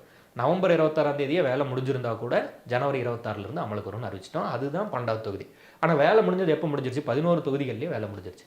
அதில் இந்த முதல் தொகுதியில் டிசம்பர் 9, டிசம்பர் 11, டிசம்பர் 13 இந்த 3 கூட்டங்கள் பற்றி மட்டும் நம்ம நிறைய படிப்போம். எந்தெந்த கூட்டம், டிசம்பர் 9, 11, 13. அப்போ டிசம்பர் 9 என்ன நடந்தது, 11 என்ன நடந்தது, 13 என்ன நடந்தது, இந்த 3 கூட்டங்கள் மட்டும் ரொம்ப பர்டிகுலராக நம்ம அதுக்குள்ளே இருக்கக்கூடிய இம்பார்ட்டன்ட் ஃபேக்ட்ஸ்லாம் படிப்போம். மற்ற எல்லா தொகுதிகளுக்குள்ளேயும் என்ன நடந்ததுங்கிறது நம்ம அவ்வளோவா படிக்கல. நீங்கள் விருப்பம் இருந்தால் ஒரு தொகுதியாக படித்து பார்க்கலாம் என்னென்ன நடந்ததுன்ட்டு. பட் ரொம்ப மோஸ்ட் இம்பார்ட்டண்ட்டாக அந்த 9, 11, 13 இந்த 3 நாளில் இருந்தது மட்டும் படிக்கணும். இது தொகுதி 1லேயே இருந்தது தான். ஆனால் 3 கூட்டம், 9 ஒரு கூட்டம், 11 ஒரு கூட்டம், 13 ஒரு கூட்டம், அது எல்லாத்தையும் கிளியராக படிச்சிடணும். அப்போது 11 செஷன்ஸ், 11 அமர்வுகள் நடக்குது. மொத்தம் 11 தொகுதி, 11 செஷன்ஸ். அதில் 2 வருஷம் 11 மாதம் 18 நாள் அப்படின்னு நம்ம படிக்கிறோம். 2 வருஷம் 11 மாதம் 18 நாள்னு என்ன, இங்கே எங்கே ஆரம்பிக்குது, 1946, எங்கே முடியுது 1949, அப்ராக்சிமேட்டாக பார்த்தா கூட 3 வருஷம். அதனால் நம்ம என்ன எழுதுறோம், 2 வருஷம் 11 மாதம் 18 நாள். ஸ்கூல் புக்லேயே நிறைய இடத்துல 17 நாள் 16 நாள் அந்த மாதிரி டேட்டெல்லாம் வருது. 8th ஸ்டாண்டர்ட் ஸ்கூல் புக்கில் அந்த மாற்றம் இருக்கும். நம்ம 18 நாள்னு படிச்சுக்கலாம். நிறைய ஸ்டாண்டர்டான புக்ஸில் 18 நாள்னு கொடுத்துட்றாங்க. ஆனால் கூட ஸ்கூல் புக்கில் 8th ஸ்டாண்டர்ட் புக்கில் 17, 16ன்னு அந்த டேட்டா மாறி இருக்குது. அது கொஞ்சம் பார்த்துக்கோங்க. அதே போல் 60 நாடுகளோட அரசியலமைப்பை படித்து தான் நம்மளோட அரசியலமைப்பை எழுதுகிறோம். எங்கெங்கே எது பொருந்தும் பொருந்தாதுன்னு சொல்லி. ஒரு நாட்டோட அரசியலமைப்பை படிக்கிறதுக்கே புரிஞ்சுக்கிறதுக்கே நமக்கு எவ்வளோ வேலை வாங்குது. 60 நாட்டின் அரசியலமைப்பை படித்து எழுதியிருப்பாங்க. Indian Constitution is written by ransacking all the known constitutions of the world அப்படின்னு சொல்லுவாங்க. அந்த அளவுக்கு உலகில் உள்ள அனைத்து அரசியலமைப்பையும் படித்து எழுதப்பட்டது இந்திய அரசியலமைப்பு அப்படின்னு சொல்கிறாங்க. அதெல்லாம் ரொம்ப இம்பார்ட்டன்ட் தான். அந்த அளவுக்கு அதில் எஃபோர்ட்ஸ் போட்டிருப்பாங்க. 64 லட்சம் செலவு பண்ணியிருப்பாங்க. இது எப்போதுமே நம்ம மறந்துடுவோம். 60 லட்சமா 64 லட்சமா, 60 நாடா 64 நாடா அப்படின்னு கன்ஃபியூஸ் ஆகிவிடும். ஸோ பணம் அதிகமாக செலவு பண்ணிடுறோம். அதை விட குறைவான அளவு நாட்டிலிருந்து படிச்சுக்கிட்டோம் அப்படின்னு சும்மா ஒரு ஷார்ட்கட்டாக ஞாபகம் வச்சுக்கோங்க. 60 நாடுங்கிறது பெரிய விஷயம். ஆனால் சும்மா அது கன்ஃபியூஸ் ஆகிடக்கூடாதுங்கிறதுக்காக நாடுகளை விட செலவு பண்ண பணம் அதிகமாக இருக்குது அப்படின்னு ஞாபகம். 64 லட்சம் பணம். ஆனால் படித்தது எவ்வளோ படித்தோம், 60 நாடுகள் பற்றி தான் படிச்சிருக்கோம். அந்த மாதிரி பணம் அதிகமாக இருக்குது, செலவு அதிகமாக பண்ணியிருக்கோம் அப்படின்னு ஞாபகம் வச்சுக்கோங்க. 114 நாட்கள் உரையாடல் நடந்தது அப்படின்னு சில முக்கியமான புத்தகங்களில் கொடுப்பாங்க. நான் சொன்ன மாதிரி இந்த லக்ஷ்மிகாந்த் புத்தகங்களில் அதெல்லாம் ரொம்ப ஸ்டாண்டர்டான புக். அதெல்லாம் வந்து 114 நாட்கள்னு கொடுக்குறாங்க. அதாவது இப்போ இங்கேருந்து இது வரைக்கும் இந்த மாதிரிலாம் கால்குலேட் பண்ணிட்டே வந்தீங்கன்னா. ஆனால் தமிழ்நாட்டில் அந்த 10வது தமிழ்நாடு பாடநூல் கழகத்தோட 10வது புத்தகத்தில் 166 நாட்கள்னு கொடுத்துருப்பாங்க. ஒரு சில இடத்துல 166 இருக்குது. அது நம்ம மிஸ்டேக்னு சொல்லிட முடியல. இதை ப்ராப்பராக எல்லாம் கால்குலேட் பண்ணி பார்த்து நம்மளாக உட்காந்து இது பண்ண வேண்டியதான், கவுண்ட் பண்ணணும். இப்போ நீங்கள் டிசம்பர் 9ஆம் தேதியிலிருந்து டிசம்பர் 23ஆம் தேதி வரைக்கும் அப்படியே ஒன்லைனராக கவுண்ட் பண்ணிட முடியாது. ஏன்னா 9ஆம் தேதி மீட்டிங் நடக்கும், 10ஆம் தேதி லீவு, 11ஆம் தேதி மீட்டிங் நடக்கும், திரும்ப 12 லீவு, 13ஆம் தேதி மீட்டிங் நடக்கும். அதனால் அதை நம்ம அந்த அக்யூரசிக்குள்ளே வர முடியல. ஒரு ஸ்டாண்டர்டான புக்ஸில் எல்லாம் 114 இருக்குது. தமிழ்நாடு பாடநூல் புத்தகத்தில் வந்து 166 இருக்குது. இந்த சேஞ்ச் என்ன இருக்குன்றது கவனித்து வச்சுக்கோங்க. அது தகுந்த மாதிரி கடந்து போயிடலாம், அது பிரச்சனை இல்லை. ஸோ இதெல்லாம் சில இம்பார்ட்டன்ட் ஃபேக்ட்ஸ். இந்த அவுட்லைனை புரிஞ்சுக்கிட்டு தான் நீங்கள் 1, 2, 3 ஃபஸ்ட்டு கூட்டத்தை படிக்கணும். அப்போ அரசியல் நிர்ணய சபை நம்மளோட அரசியலமைப்பை எழுதுறதுக்கு 64 லட்சம் செலவு பண்ணி 60 நாடுகளை படித்து 2 வருஷம் 11 மாதம் 18 நாள் உழைப்பை போட்டு 11 அமர்வுகளாக உட்காந்து பேசி தான் அரசியலமைப்பை எழுதி முடிக்கிறாங்க. முதல் அமர்வு எப்போ ஆரம்பிக்குது? டிசம்பர் 9ஆம் தேதி 1946 ஆரம்பிக்குது. அந்த டிசம்பர் 9ஆம் தேதி 10ஆம் தேதி டிசம்பர் 9, 11, 13 இந்த முதல் தொகுதியில் நடந்த 3 கூட்டங்கள் பற்றி தான் நம்ம படிக்க போகிறோம். அது ரொம்ப இம்பார்ட்டன்ட்டு. அதே போல் 114 நாட்கள் டிஸ்கஸ் பண்ணதாவோ அல்லது 166 நாட்கள் டிஸ்கஸ் பண்ணதாவோ சில பாயிண்ட்ஸ் உண்டு. அதையும் ஞாபகம் வச்சுக்கிறோம். சரி, இப்போ இங்கிட்டு வரோம். இப்போ என்ன சொல்கிறோம்? இந்திய அரசியல் நிர்ணய சபையோட முதல் கூட்டம், அரசியல் நிர்ணய சபையின் கூட்டங்கள் அப்படின்னு படிக்கிறோம். 11 கூட்டம், அது இது அந்த கதையெல்லாம் படித்தோம். முதல் கூட்டம் ஃபஸ்ட்டு நாள் மீட்டிங் என்னைக்கு நடக்குது? டிசம்பர் 9ஆம் தேதி 1946. இந்தியா முழுவதும் இருந்து எல்லாத்தையும் வர சொல்லி 389 பேருக்கு வந்துட்டு சீட்டெல்லாம் கொடுத்து எல்லோரும் வாங்க இந்தியாவோட அரசியலமைப்பை எழுதலான்னு சொல்லி முடிவு பண்ணி வர சொல்லிடுறாரு. ஜவஹர்லால் நேரு அவர்கள் வந்து வர சொல்லி எல்லோரும் வருவாங்க, நம்மளோட அரசியலமைப்பை நம்ம எழுதலான்னு பார்க்கும்போது எல்லோரும் வரல. 389 பேருக்கு அழைப்பு விடுக்கிறாங்க. ஆனால் 211 பேர் தான் வராங்க. ஏன் வரல அப்படின்னா, பர்டிகுலராக முஸ்லீம் லீக் என்ன சொல்கிறாங்க, எங்களுக்கு தனி நாடு வேணும்னு நாங்கள் கேட்டுட்ருக்கோம். ஆனால் நீங்கள் என்ன பண்ணுறீங்க, வாங்க எல்லோரும் சேர்ந்து ஒரு நாட்டுக்கான அரசியலமைப்பு எழுதலான்றீங்க. இப்போ எங்களோட கோரிக்கை வந்து நிராகரிக்க மாதிரி ஆகிப்போச்சு, அப்போ நாங்கள் வரல அப்படின்னு சொல்லிடுறாங்க. சில சுதேச அரசுகள் என்ன சொல்லிடுறாங்க, நாங்கள் தனி நாடாக போகிறோன்னு சொல்கிறோம், மன்னன் வந்து எங்களை ரூல் பண்ணுறாரு, நாங்கள் அப்படியே மன்னராட்சியாக தனி நாடாக போயிடறோன்னு சொல்கிறோம். ஆனால் நீங்கள் ஏன் வந்து எங்களை இந்திய நாடோட இணைய சொல்கிறீங்க, அப்போ நாங்கள் வரல அப்படின்னு சொல்லிடுறாங்க. அது மாதிரி நிறைய பேர் வராமல் போயிடுறாங்க. அப்போ 389 பேரில் பார்ட்டிசிபேட்டட் எவ்வளோ தான்? 211 பேர் தான் பார்ட்டிசிபேஷன். இந்த 211 பேர் வச்சுக்கிட்டு முதல் கூட்டத்தில் என்ன வேலை செய்கிறாங்க அப்படின்னா, தற்காலிக தலைவர், டெம்பரரி பிரசிடென்ட் அப்படின்னு ஒருத்தரை தேர்ந்தெடுக்கிறாங்க. தலைவரோட முக்கியத்துவத்தை நல்லா புரிஞ்சுக்கோங்க. ஒரு 300 பேரை கூப்பிட்டு ஒரு ரூம்குள்ளே உட்கார வச்சு, இத்தனைக்கும் 300 பேரும் வெவ்வேறு மொழி, கலாச்சாரம், பண்பாட்டிலேருந்து வராங்க. எல்லாரையும் உட்கார வச்சு ஒரு இடத்துல உட்கார வச்சு பேசி இந்தியாவோட அரசியலமைப்பை நம்ம எழுதணும். ஒரு 40 ஸ்டூடெண்ட்டை உட்கார வச்சு கிளாஸ் எடுக்கிறது எவ்வளோ கஷ்டமோ, அப்போ மாதிரி வெவ்வேறு மொழியிலிருந்து வர 300 பேரும் அறிஞர்களாகவும் மக்கள் பிரதிநிதிகளாகவும் இருக்கக்கூடிய முக்கியமான நபர்களை கூப்பிட்டு ஒரு இடத்துல உட்கார வச்சு வேலை செய்கிறது எவ்வளோ கடினமாக இருக்கும். அப்போ அந்த 300 பேரையும் வழி நடத்தக்கூடிய ஒருத்தர் வேணும்.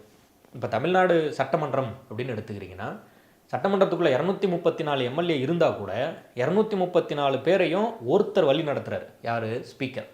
அப்போது முதலமைச்சரே உள்ளே இருந்தாலும் ஸ்பீக்கர் நேரம் கொடுக்கும்போது பேசுறது, ஸ்பீக்கர் நேரம் கொடுக்கும்போது ஒரு கேள்விக்கு பதில் அளிக்கிறது, அது மாதிரி மொத்த பேரையும் ஸ்பீக்கர், சபாநாயகர்னு ஒருத்தர் கட்டுப்பாட்டில் வைக்கிறார். அதே போல் பாராளுமன்றம் அப்படின்னு எடுத்துக்கிறீங்கன்னா, பிரதமரே அந்த பாராளுமன்ற அவைக்குள்ளே இருந்தால் கூட ஸ்பீக்கர் தான் எல்லாத்தையும் உள்ளே வந்துட்டு கட்டுப்படுத்துகிறார். அப்போ அதுபோல் ஒரு தலைவர் இருந்தால் தான் இவங்க பேசணும், இவங்க பதில் அளிக்கணும், அந்த மாதிரி ஒருத்தர் வந்து அதை வழி நடத்தினா தான் ஒரு ப்ராப்பரான ஒரு மீட்டிங் ஒன்று நடக்கும். சரி, அப்போ எப்படி தேர்ந்தெடுக்கலாம் அப்படின்னா, பொதுவாக நம்ம ஒரு 50 பேர் இருக்கோம்னா அந்த 50 பேரில் அதிக வயதானவரை தேர்ந்தெடுத்தால் எல்லாரும் அவரோட பேச்சு கட்டுப்படுவாங்கன்ற ஒரு பழக்கம் இருக்கும்ல. இதுக்கு பேர் ஃப்ரெஞ்சு மெத்தட்னு சொல்கிறோம். 10வது சோசியல் சயின்ஸ் புத்தகத்தில் சாப்டரில் இதை பற்றி பேசியிருப்பாங்க. ஃப்ரெஞ்சு ப்ராக்டிஸ் அப்படின்னு கொடுப்பாங்க. அப்போ அந்த கூட்டத்தில் வயதான ஒருத்தரை தேர்ந்தெடுக்கிறாங்க. யார்? அவர் சச்சிதானந்த சின்ஹா. இவரை தேர்ந்தெடுக்கலாம், இவரை தலைவராக கொண்டு வரலான்னு சொன்னது யார்? ஜேபி கிருபாலினி. சச்சிதானந்த சின்ஹா பெயரை முன்மொழிந்தவர் யார் அப்படின்னு படிப்பாங்க.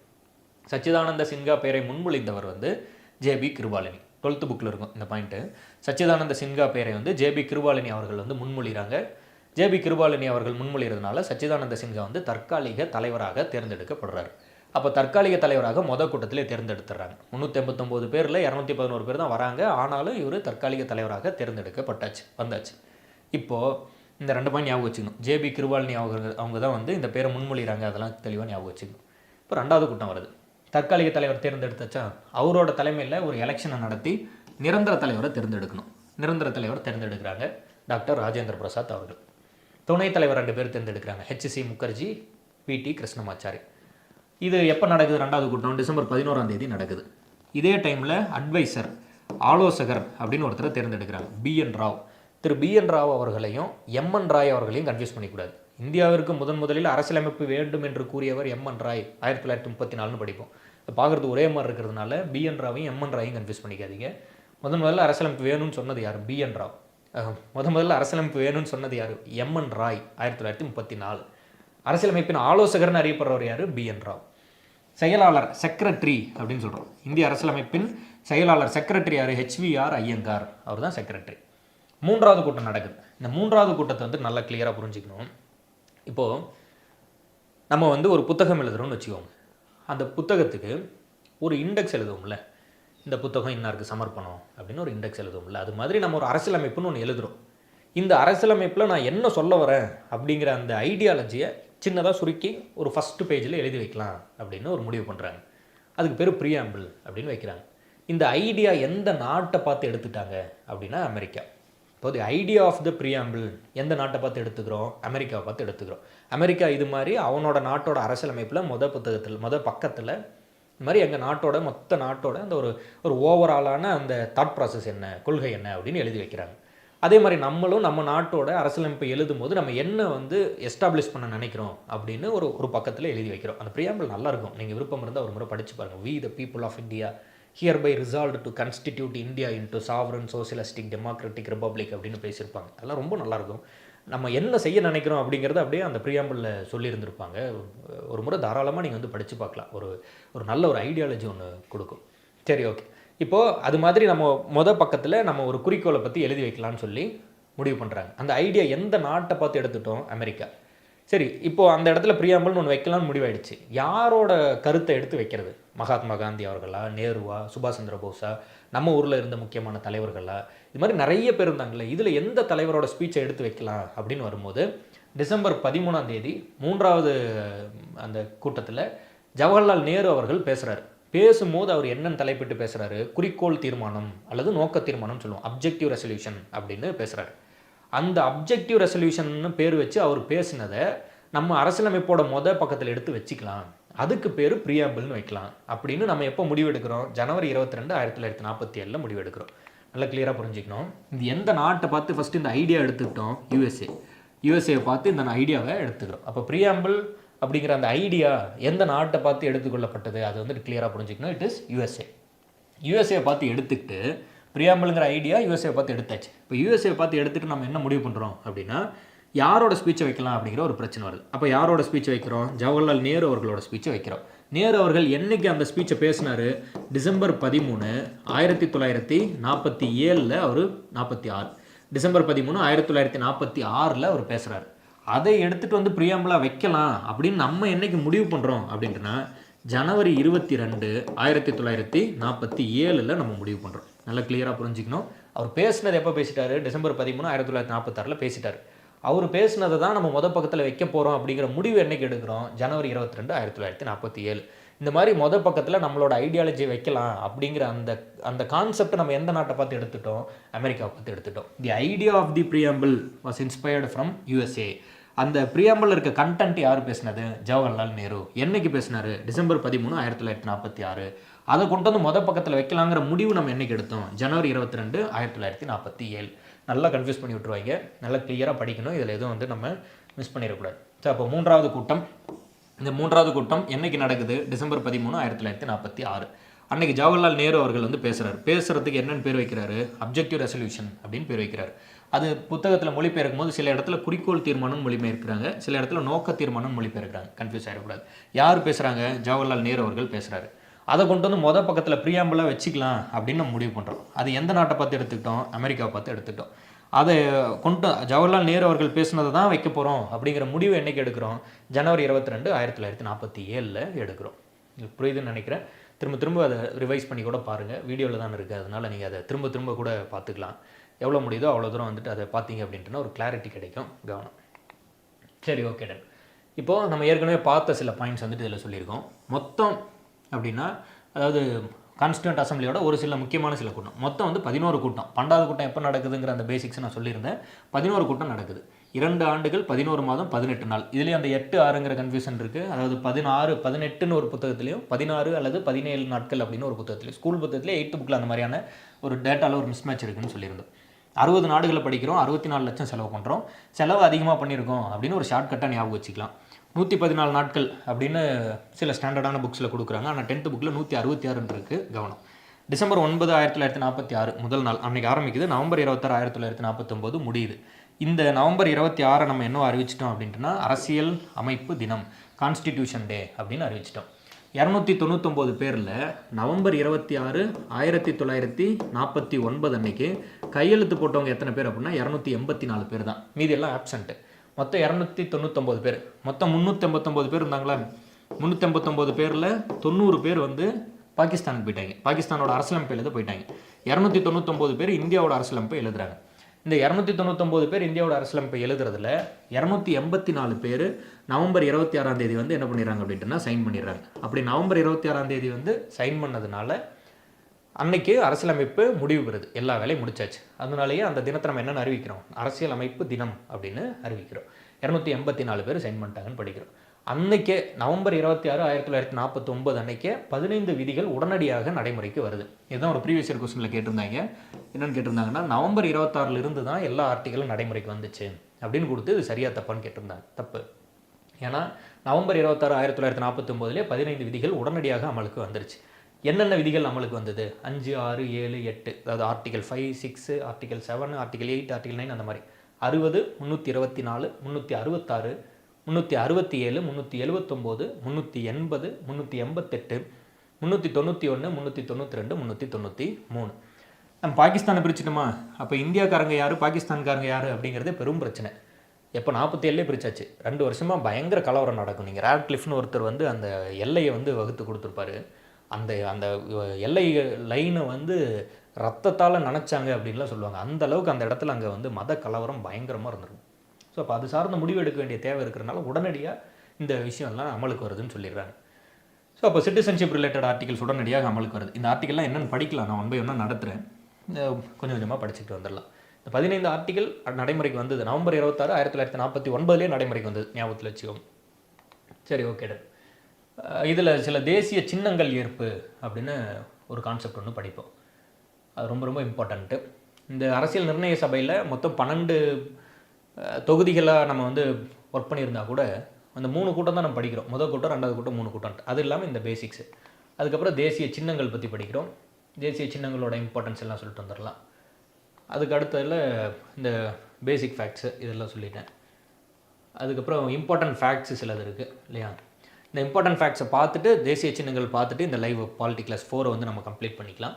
அதுக்கப்புறம் அடுத்ததில் வந்து நம்ம ப்ரீஆம்பிள்லேருந்து அடுத்த கிளாஸ் ஸ்டார்ட் பண்ணலாம். இந்த இம்பார்ட்டன்ட் ஃபேக்ட்ஸில் என்ன சொல்லியிருக்கோம்? அரசியலமைப்பின் தந்தை, சிற்பி, நவீன மனு என்று அழைக்கப்படுபவர் யார் அப்படின்ட்டுனா டாக்டர் B.R. அம்பேத்கர் அவர்கள்.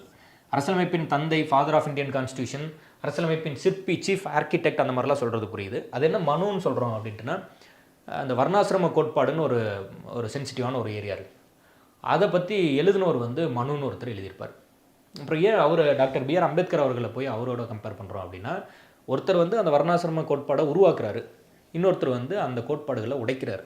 அதனால அவரோட கம்பேர் பண்ணி மாடர்ன் மனு அப்படின்லாம் சொல்லியிருப்பாங்க. இந்த மாதிரி நிறைய டெஃபினிஷன்ஸ் உண்டு. நீங்கள் அதை ஞாபகம் வச்சுக்கணுங்கிறதுக்காக இந்த ஷார்ட்கட் சொல்கிறேன். நீங்கள் எனி டைப் ஆஃப் பொலிட்டிக்கல் ஐடியாலஜியில் இருக்கலாம், அதெல்லாம் உங்களோட விருப்பம். ஒரு டெமோக்ராட்டிக் கண்ட்ரி. பாலிட்டி எடுக்கிறேன்னு சொல்லிவிட்டு நம்ம அந்த பொலிட்டிக்கல் ப்ராசஸ் பற்றி பேசாமல் பாலிட்டி எடுக்க முடியாது. அதனால் கரெக்டாக கிளாஸுக்கு என்ன தேவை, இங்கே என்னங்கிறத கரெக்டாக புரிஞ்சுக்கோங்க. உங்களோட பொலிட்டிக்கல் ஐடியாலஜி என்னவா வேணா இருக்கலாம், அது உங்களோட தனிப்பட்ட விஷயம். அதை நீங்கள் தாராளமாக வந்துட்டு உங்களோட அந்த பொலிட்டிக்கல் ஐடியாலஜியை நீங்கள் ஃபாலோ பண்ணிக்கலாம். அதை இதையும் போட்டு கன்ஃபியூஸ் பண்ணிக்காதீங்க. கவனம். சரி, இங்கிட்டு வருவோம். இப்போது இது வந்துட்டு மாடர்ன் மனு அப்படின்னு எல்லாம் சொல்லிடுறாங்க. இப்போ இங்கே வந்துட்டு அவர் சொல்லியிருப்பார், அந்த ஸ்டேட்மெண்ட் கொடுத்துருக்கேன். Indian constitution is written by ransacking all the known constitutions of the world. உலகில் உள்ள அனைத்து அரசியலமைப்பையும் படித்து எடுக்கப்பட்டதுன்னு சொல்லியிருப்பாங்க. இப்போ நம்ம ஊரில் ஒரு மனு இருப்பார். நம்ம ஊரில் ஒரு மனு யார் இருந்தாங்க? மாட்டுக்கு நீதியை தந்தானே அப்படின்னு ஒரு பாட்டில் வரும்ல, அந்த மாதிரி மனுநீதி சோழன் அப்படின்னு ஒருத்தர் இருப்பார் இல்லையா? ஒரு மாடு வந்து தன்னோட அந்த கன்றுக்கு நீதி கேட்டு மணி அடிக்கும். அப்போ வந்து தன்னோட மகன்களில் ஒருத்தரை வந்து அவர் தேர் சக்கரத்துக்கு வந்து பலி கொடுத்தாருன்னு படிப்பீங்க. இந்த கதை உண்மை பொய்ங்கிறது ரெண்டாவது. ஆனால் நீதிக்கு அந்த அளவுக்கு முக்கியத்துவம் கொடுக்கப்பட்டுச்சுங்கிறது தான் அந்த கதையை வலியுறுத்தக்கூடிய சொல்லக்கூடிய ஒரு விஷயம். அதுதான் அதில் இருக்கக்கூடிய கோர் ஃபேக்ட். நீங்கள் வந்து இப்போ சிலப்பதிகாரத்தோட இறுதியில் வந்து அந்த பாண்டிய மன்னன் வந்து செங்கோல் நிறுத்தி ஆட்சி செய்வாங்க. தீர்ப்பு தப்பாக வழங்கிடுறாரு. அதனால் செங்கோல் வந்து வளைஞ்சு போயிடுதா சொல்லுவாங்க. அந்த கோல் வந்து வளைஞ்சிருச்சு, நேர்மை தவறிடுச்சு. அவர் இறந்து போயிடுறாரு. யானோ அரசன் யானே கல்வன் அப்படின்னு சொல்லி உயிர் துறந்துடுறாரு, இறந்து போயிடுறாரு. இறந்துட்ட பிறகு அவரோட ஆன்மா வந்து அந்த செங்கோல்கிட்ட கேட்குது, நான் தான் நான் செஞ்ச தவறுக்காக உயிர் துறந்துட்டனே, இன்னும் ஏன் நீ வளைஞ்சிருக்க அப்படின்னு செங்கோல்கிட்ட கேட்குது. அதன் பிறகு அந்த செங்கோல் வந்து நேராக நின்னதா அந்த கதையை வந்து முடிப்பாங்க. அப்போது இது உண்மையா பொய்யா இதெல்லாம் ரெண்டாவது. இங்கே நம்ம புரிஞ்சுக்க வேண்டிய விஷயம் என்ன, நீதிக்கு அவ்வளோ முக்கியத்துவம் கொடுக்கப்பட்டுச்சு. அதுதான் இந்த கதையை வந்து நமக்கு உணர்த்தக்கூடிய விஷயம். கற்பனை இருந்திருக்கலாம். நம்ம படிப்போம், அணி படிக்கும் போது படிப்போம், வாரல் என்பன போல் மறித்து கை காட்ட அப்படின்னு படிப்போம். அப்படின்னா என்ன, ஒரு கொடி வந்து அசையுது. அப்போது கண்ணகியை அந்த நகருக்குள்ளே வரும்போது உள்ளே வராதிங்க அப்படின்னு, தம்பி வராதிங்க, அந்த மாதிரி அந்த கொடி வந்து மறைத்ததாக கற்பனை பண்ணி எழுதியிருப்பாங்க. அது மாதிரி நீங்கள் வந்து அதை நல்லாவே வந்து அதை இன்னும் நல்லா கிளியராக படிக்கலாம். அதுக்குள்ளே நிறைய இருக்குது. பட் போவோம், ஒன்று ஒன்றா படிப்போம். இப்போதைக்கு இங்கே வருவோம். நம்ம ஊரில் ஒரு மனு இருந்தார், மனுநீதி எழுதின ஒருத்தர் இருந்தார், மாடர்ன் மனுன்னு ஒருத்தர் இருக்கார். அதெல்லாம் ரிலேட் பண்ணி நீங்கள் வந்து படிச்சுக்கணும். Doctor B.R. அம்பேத்கர் அவர்களுக்கு என்ன பேர் இருக்குது அதெல்லாம் கவனம், ரொம்ப கவனம். நீங்கள் இன்னும் அடுத்தடுத்து படிப்போம். நம்ம ஆர்டிகல் 32 வந்து இந்திய அரசியலமைப்பின் இதயம் மற்றும் ஆன்மான்னு அவர் சொல்லியிருப்பார். அதையெல்லாம் சேர்த்து படிக்கணும். சரி, இப்போ அரசியலமைப்பு எழுதும் போது முதல்ல எவ்வளோ இருந்தது அப்படின்னு சும்மா ஒரு அவுட்லைன் ஒன்று ஞாபகம் வச்சுக்கோங்க. இப்போ வந்து முகவுரை அப்படிங்கிறது, முகவுரை வந்து ஒன்றே ஒன்று. முகவுரைன்னா நான் ப்ரியாம்பிள். இன்றைக்கு வரைக்கும் எத்தனை முகவுரை இருக்குது? ஒன்று தான் இருக்குது. ஆனால் ஒரு முறை திருத்திருக்கோம். நம்ம அடுத்த கிளாஸில் முகவுரை எடுப்போம். அதை அப்போ படிக்கும்போது படிக்கலாம். 42வது சட்ட திருத்தம் 1976 திருத்திருக்கும். பகுதிகள் அன்னைக்கு 22 இருந்தது, இன்றைக்கி 25 இருக்குது. அந்த 25 எப்படி வந்தது அந்த அமெண்ட்மெண்ட்ஸ்லாம் படிக்கலாம். ஸ்கெடியூல்ஸ் அட்டவணை அன்னைக்கு 8 இருந்தது, இன்றைக்கி 12 அட்டவணை இருக்குது. அன்றைக்கி 8 அட்டவணை, இன்றைக்கி 12. அன்னைக்கு 395 ஆர்டிகல். இந்த 11 கூட்டம் நடந்ததாக நம்ம படிக்கிறோம்ல, தொகுதி 1, 2 டிசம்பர் 9ஆம் தேதியிலிருந்து நவம்பர் 26, 1949 வரைக்கும். அந்த டைமில் எவ்வளோ அமெண்ட்மெண்ட்ஸ் பண்ணாங்க அப்படின்னா 2473 அமெண்ட்மெண்ட்ஸ். மேபி இந்த நம்பர் உங்களுக்கு தெரியலனா 2473 அமெண்ட்மெண்ட்ஸ் பண்ணியிருப்பாங்க. டிசம்பர் 6ஆம் தேதி 1946 நவம்பர் 26 டிசம்பர் 9ஆம் தேதி 1946 நவம்பர் 26, 1949 வரைக்கும் 2 வருஷம் 11 மாதம் 18 நாள் அந்த கூட்டம் நடக்கும்போது இவங்க எழுதி கொண்டு போய் வச்சுருப்பாங்க. அதை அந்த கூட்டத்தில் டிஸ்கஸ் பண்ணி திருத்திருப்பாங்கல்ல. அப்படி எவ்வளோ திருத்தினாங்க? 2473 முறை திருத்தினாங்க. இன்றைக்கி நம்ம அரசியலமைப்பை எத்தனை முறை திருத்திருக்கோம்? 106 முறை திருத்திருக்கோம். 106. இந்த 106 என்ன, பெண்களுக்கு அந்த பிரதிநிதித்துவத்தை, அதாவது எம்எல்ஏ எம்பி சீட்டில் வந்து 33% ரிசர்வேஷன் கொடுத்தது தான் 106. இப்போ 465 ஆர்டிகல் இருக்குது. ஒரு சில புத்தகத்தில் 448 இருக்கும். இந்த நம்பர்ஸ்லாம் படிக்கணும். அது கிளியராக நீங்கள் படிச்சிங்கன்னா புரிஞ்சிக்கலாம். ஆர்டிகல்ஸ் நடத்துகிற எது அமெண்ட்மெண்ட்டு எவ்வளோ ஏறிச்சு குறைஞ்சது அதெல்லாம் படிக்கும்போது நீங்கள் அதை கொண்டு வந்துடலாம். இப்போதைக்கு இந்த 2 பாயிண்ட் கிளியராக ஞாபகம் வச்சோம். பகுதிகள் 22 இருந்தது, இன்றைக்கி 25 இருக்குது. அட்டவணை 8 இருந்தது, இன்றைக்கி 12 இருக்குது. பிரியாம்பிள் அன்றைக்கும் ஒன்று தான் இருந்தது, இன்றைக்கும் ஒன்று தான் இருக்குது. ஆனால் பிரியாம்பிளை ஒரே ஒரு முறை திருத்திருக்கோம். கடந்த 75 ஆண்டு இந்திய வரலாற்றில் ஒரே ஒரு முறை முகவுரை திருத்தப்பட்டுள்ளது. 42, 1976 படிக்கலாம். 3 வார்த்தை ஆட் பண்ணியிருப்போம். எஸ்எஸ்ஐன்ட்டு இந்த பிரியாம்பிள் நடத்தும்போது படிக்கலாம். Social secular integral. சரி, ஓகே. இப்போ வந்து நவம்பர் 26, 1949 எத்தனை பேர் சைன் பண்ணாங்க? 284 மெம்பர்ஸ். 15 விதிகள் உடனடியாக நடைமுறைப்படுத்தப்பட்டது. அதான் ஏற்கனவே சொல்லியிருந்தோம். அந்த இந்திய அரசியலமைப்பை ஆங்கிலத்தில் எழுதியவர். எல்லாம் ஸ்கூல் புக்கில் இருக்கக்கூடிய டூ யூ நோ ஃபேக்ட் மாதிரி எல்லாம் கிளியராக படித்து வச்சுக்கணும். இந்திய அரசியலமைப்பை ஆங்கிலத்தில் எழுதியவர் யார்? பிரேம் பிஹாரி நரைன் ரைசாடா. பிரேம் பிஹாரி நரைன் ரைசாடா. நான் இந்த பிபிடி எல்லாத்தையும் பிடிஎஃபாக மாற்றி நம்மளோட டெலிகிராம் சேனலில் ஆல்ரெடி போட்டேன். திரும்பவும் ஒரு முறை நான் வந்து அதை போட்டு விட்டுறேன்.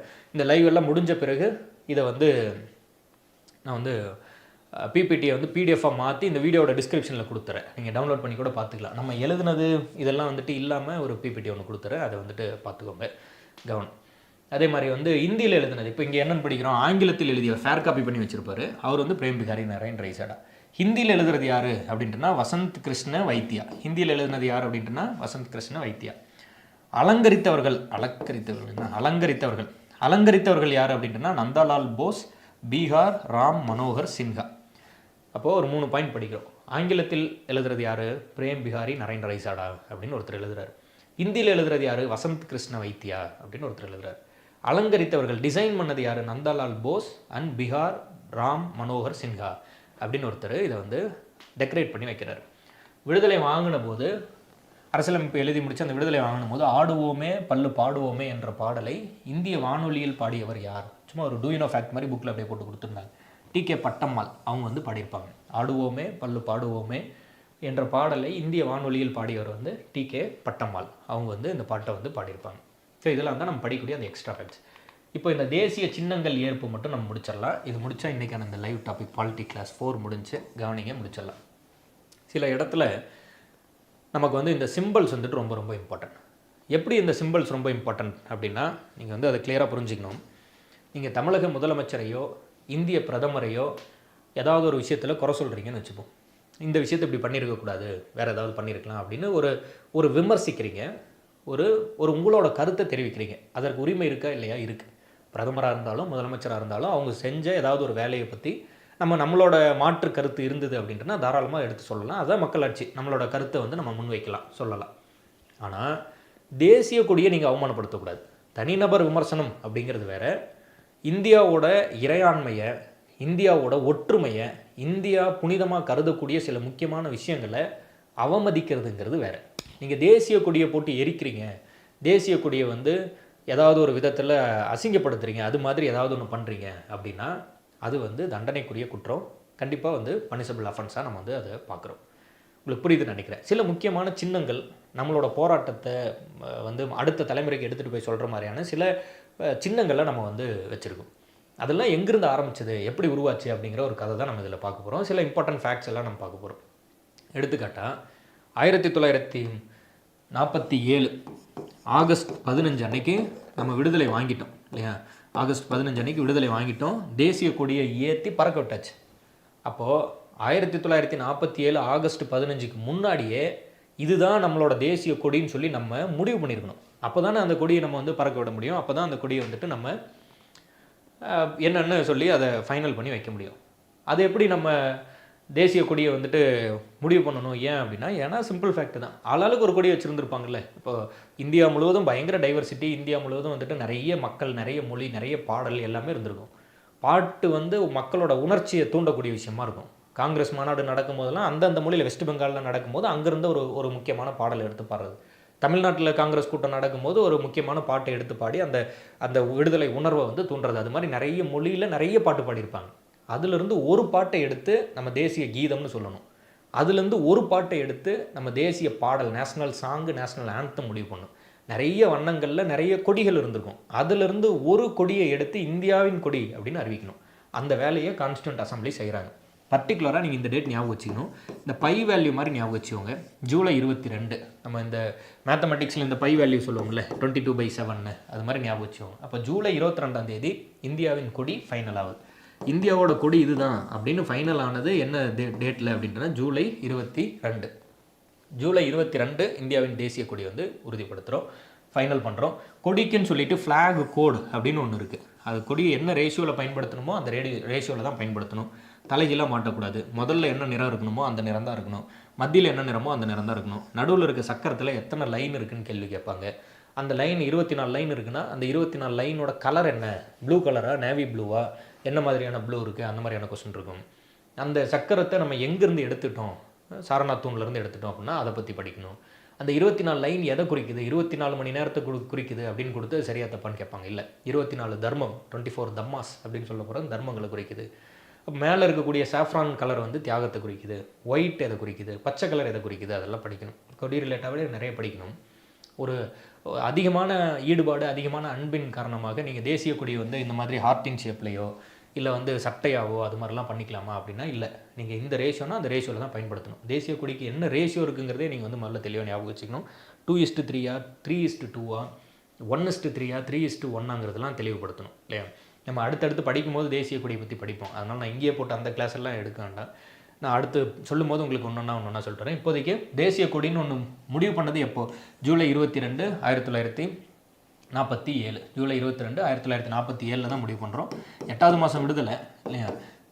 7வது மாதம், ஒரு மாதத்துக்கு முன்னாடி கொடியை ஃபைனல் பண்ணிடுறோம். இதுதான் நம்மளோட தேசிய கொடின்னு சொல்லிட்டு. தேசிய கொடியை முதல்ல நெஞ்சு எடுத்துகிட்டு போகிறது, இந்தியாவுக்குன்னு தேசிய கொடி ஒன்று இருந்திருக்கும்ல, அதை நெஞ்சு எடுத்துகிட்டு போனது தமிழ்நாட்டில் இருந்தால் நெஞ்சு எடுத்துகிட்டு போயிருப்போம். சரி, ஓகேங்க, படிப்போம். தேசிய கொடி ஜூலை 22 1947 அன்னைக்கு ஃபைனல் ஆகுது. அதுக்கு ஒரு ஷார்ட்கட் என்ன, இந்த பை வேல்யூவோட ரிலேட் பண்ணி ஷார்ட்கட் வச்சுக்கிறோம். மேக்ஸில் நம்ம வந்து ஜூலை 22ன்னு சொல்லி ஒரு ஷார்ட்கட் ஒன்று, அது பைன்னு சொல்லி அந்த வேல்யூ படிச்சிருப்போம் சின்னதுலேருந்து, அதை ஞாபகம் வச்சுக்கணும்.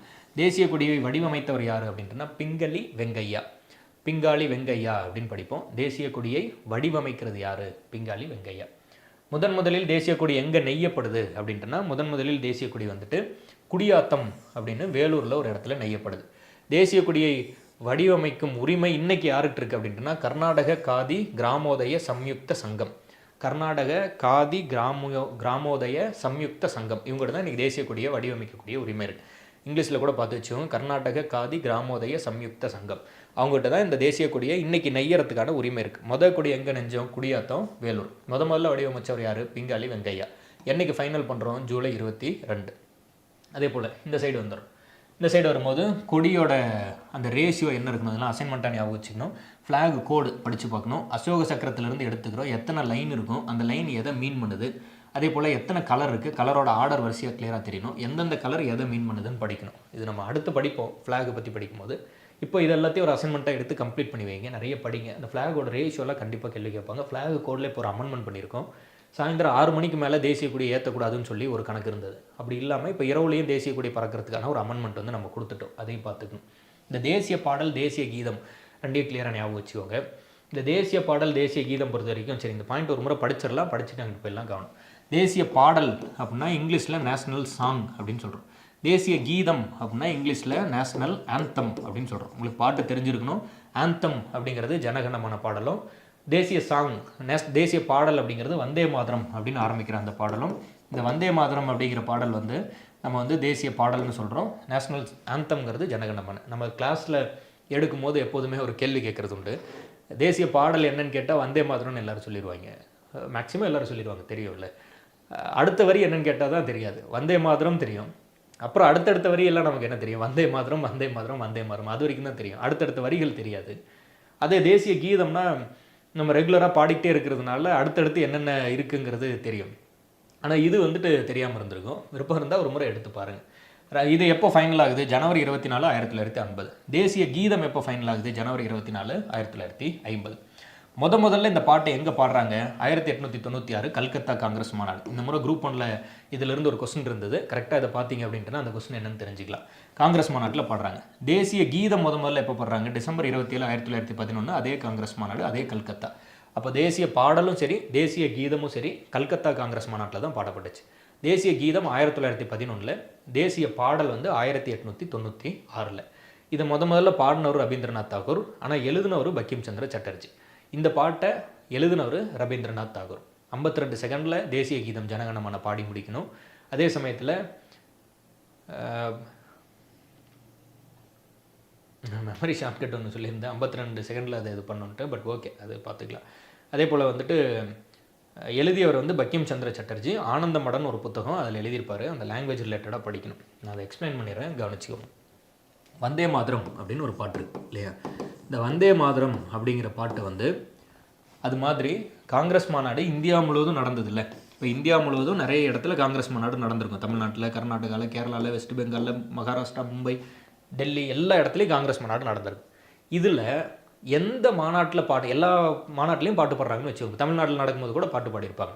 இதில் எந்த மாநாட்டில் நடந்த பாட்டை நம்ம தேசிய கீதமாகவும் தேசிய பாடலாகவும் எடுத்துக்கலாம் அப்படின்னு இவங்க முடிவு பண்ணுறாங்க அப்படின்னா கல்கத்தா. தேசிய கீதமும் கல்கத்தாவில் பாடினதே எடுத்துக்கிறாங்க, தேசிய பாடலும் கல்கத்தாவில் பாடினதே எடுத்துக்கிறாங்க. எல்லா மாநாட்டிலையும் பாடியிருப்பாங்க. அதில் பர்டிகுலராக எந்த மாநாட்டில் பாடினதை எடுத்துக்கலாம் அப்படிங்கிற ஒரு பிரச்சனை வரும்போது தேசிய கீதமும் சரி தேசிய பாடலும் சரி கல்கத்தா மாநாட்டில் பாடினதையே எடுத்துக்கிறாங்க. ஆனால் ரெண்டும் வெவ்வேறு டைமில் பாடுறாங்க. 1896 தேசிய பாடல் சாங்கு, 1911 பாடினது தான் என்ன அப்படின்ட்டுனா தேசிய கீதம் ஆந்தம் ஜனகணமன. ஆனால் ரெண்டுமே கல்கத்தாவில் நடந்த காங்கிரஸ் மாநாட்டில் பாடப்பட்டது தான். இப்போ தமிழ்நாட்டில் காங்கிரஸ் மாநாடு நடக்கும் போதும் பாட்டு பாடியிருப்பாங்க. பாரதியாரோட பாட்டு, நாமக்கல் கவிஞர் அதாவது கத்தியின்றி ரத்தமின்றி யுத்தம் ஒன்று வருகுது, சத்தியத்தின் நித்தியத்தை நம்பும் யாரும் சேருவீர் அப்படின்னு பாடுவாங்கள்ல, அது மாதிரியான பாடல்கள்லாம் நிறைய பாடியிருப்பாங்க. அதில் கல்கத்தாவில் நடந்த பாட்டு வந்து ரெண்டுமே எடுத்துக்கிறோம்.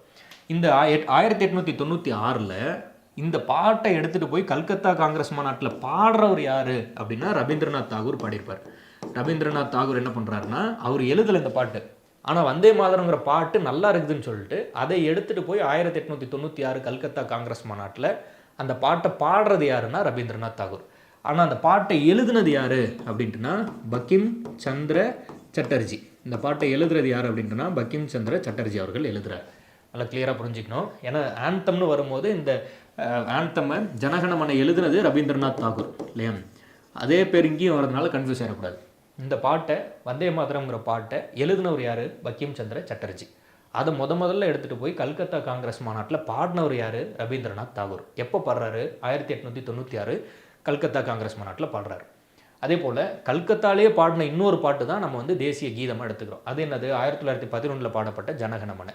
ஜனகணமனை யார் பாடினது தெரியல, அதை பற்றி யாரும் இதில் பேசலை, அதனால் நம்மளும் அந்த பாயிண்ட்டை எடுத்துகிட்டு போகல. ஆனால் எழுதுனது யார்? ரவீந்திரநாத் தாகூர் அவர்கள் எழுதுறாரு. கிளியராக புரிஞ்சுக்கணும். ஜனகணமனவும் வந்தே மாதரமும் ரொம்ப கிளியராக புரிஞ்சுக்கணும். இந்த வந்தே மாதரம் சாங்கில் இன்னொரு மிக முக்கியமான பாயிண்ட் இருக்குது. பங்கிம் சந்திர சட்டர்ஜி எந்த புத்தகத்தில் இந்த பாடலை எழுதுறாரு அப்படின்ட்டுனா ஆனந்த் மாத்துன்னு சொல்லுவாங்க, ஆனந்த மடம் அப்படிங்கிற புத்தகத்தில் இந்த பாட்டை எழுதுறாரு.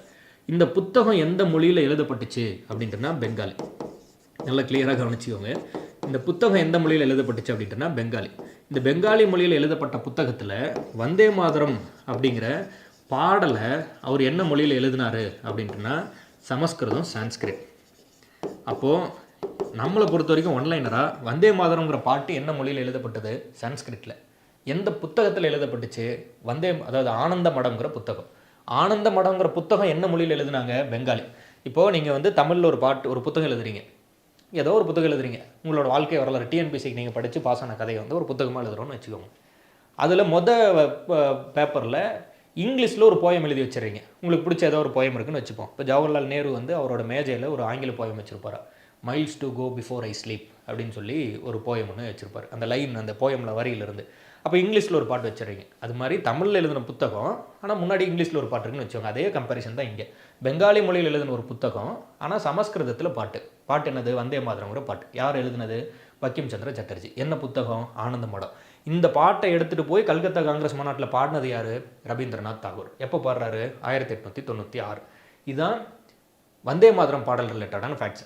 இதை எல்லா ஹிஸ்ட்ரி ஞாபகம் வச்சுக்கிட்டு இந்த பாட்டு தான் நம்மளோட தேசிய பாடல், இதுதான் நேஷ்னல் சாங் அப்படின்னு நம்ம என்றைக்கு முடிவு பண்ணுறோம்?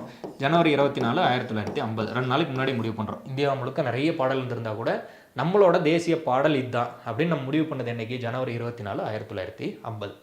அதே போல் இங்கே வரீங்க, ரவீந்திரநாத் தாகூர் பாடின, அவர் எழுதின ஒரு பாட்டு, அதே கல்கத்தா காங்கிரஸ் மாநாட்டில் பாடின பாட்டை தான் எடுத்து நம்ம ஆந்தம், கீதம்னு வச்சுக்கிட்டோம். அது என்னது? ஜனகணமன. எப்போ பாடினது? 1911 கல்கத்தா காங்கிரஸ் மாநாட்டில் பாடுறாங்க. இதுக்கு மட்டும் டேட்டு கொடுத்துருப்பாங்க, டிசம்பர் 27. அது புக்கில் இருக்கிறதுனால அந்த டேட் எழுதியிருக்கோம். இதுக்கு புக்கில் டேட் இல்லை, அதனால விட்டு போயிருக்கோம். ஸோ கல்கத்தா காங்கிரஸ் மாநாட்டில் பாடுறாங்க. இந்த பாட்டை எழுதுனது யார்? ரவீந்திரநாத் தாகூர். என்ன பாட்டு? ஜனகணமன.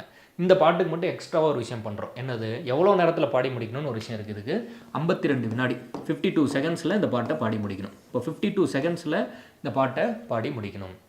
இந்த பாட்டு தான் நம்மளோட தேசிய கீதம். நம்ம என்றைக்கு முடிவு பண்ணிக்கிட்டோம்?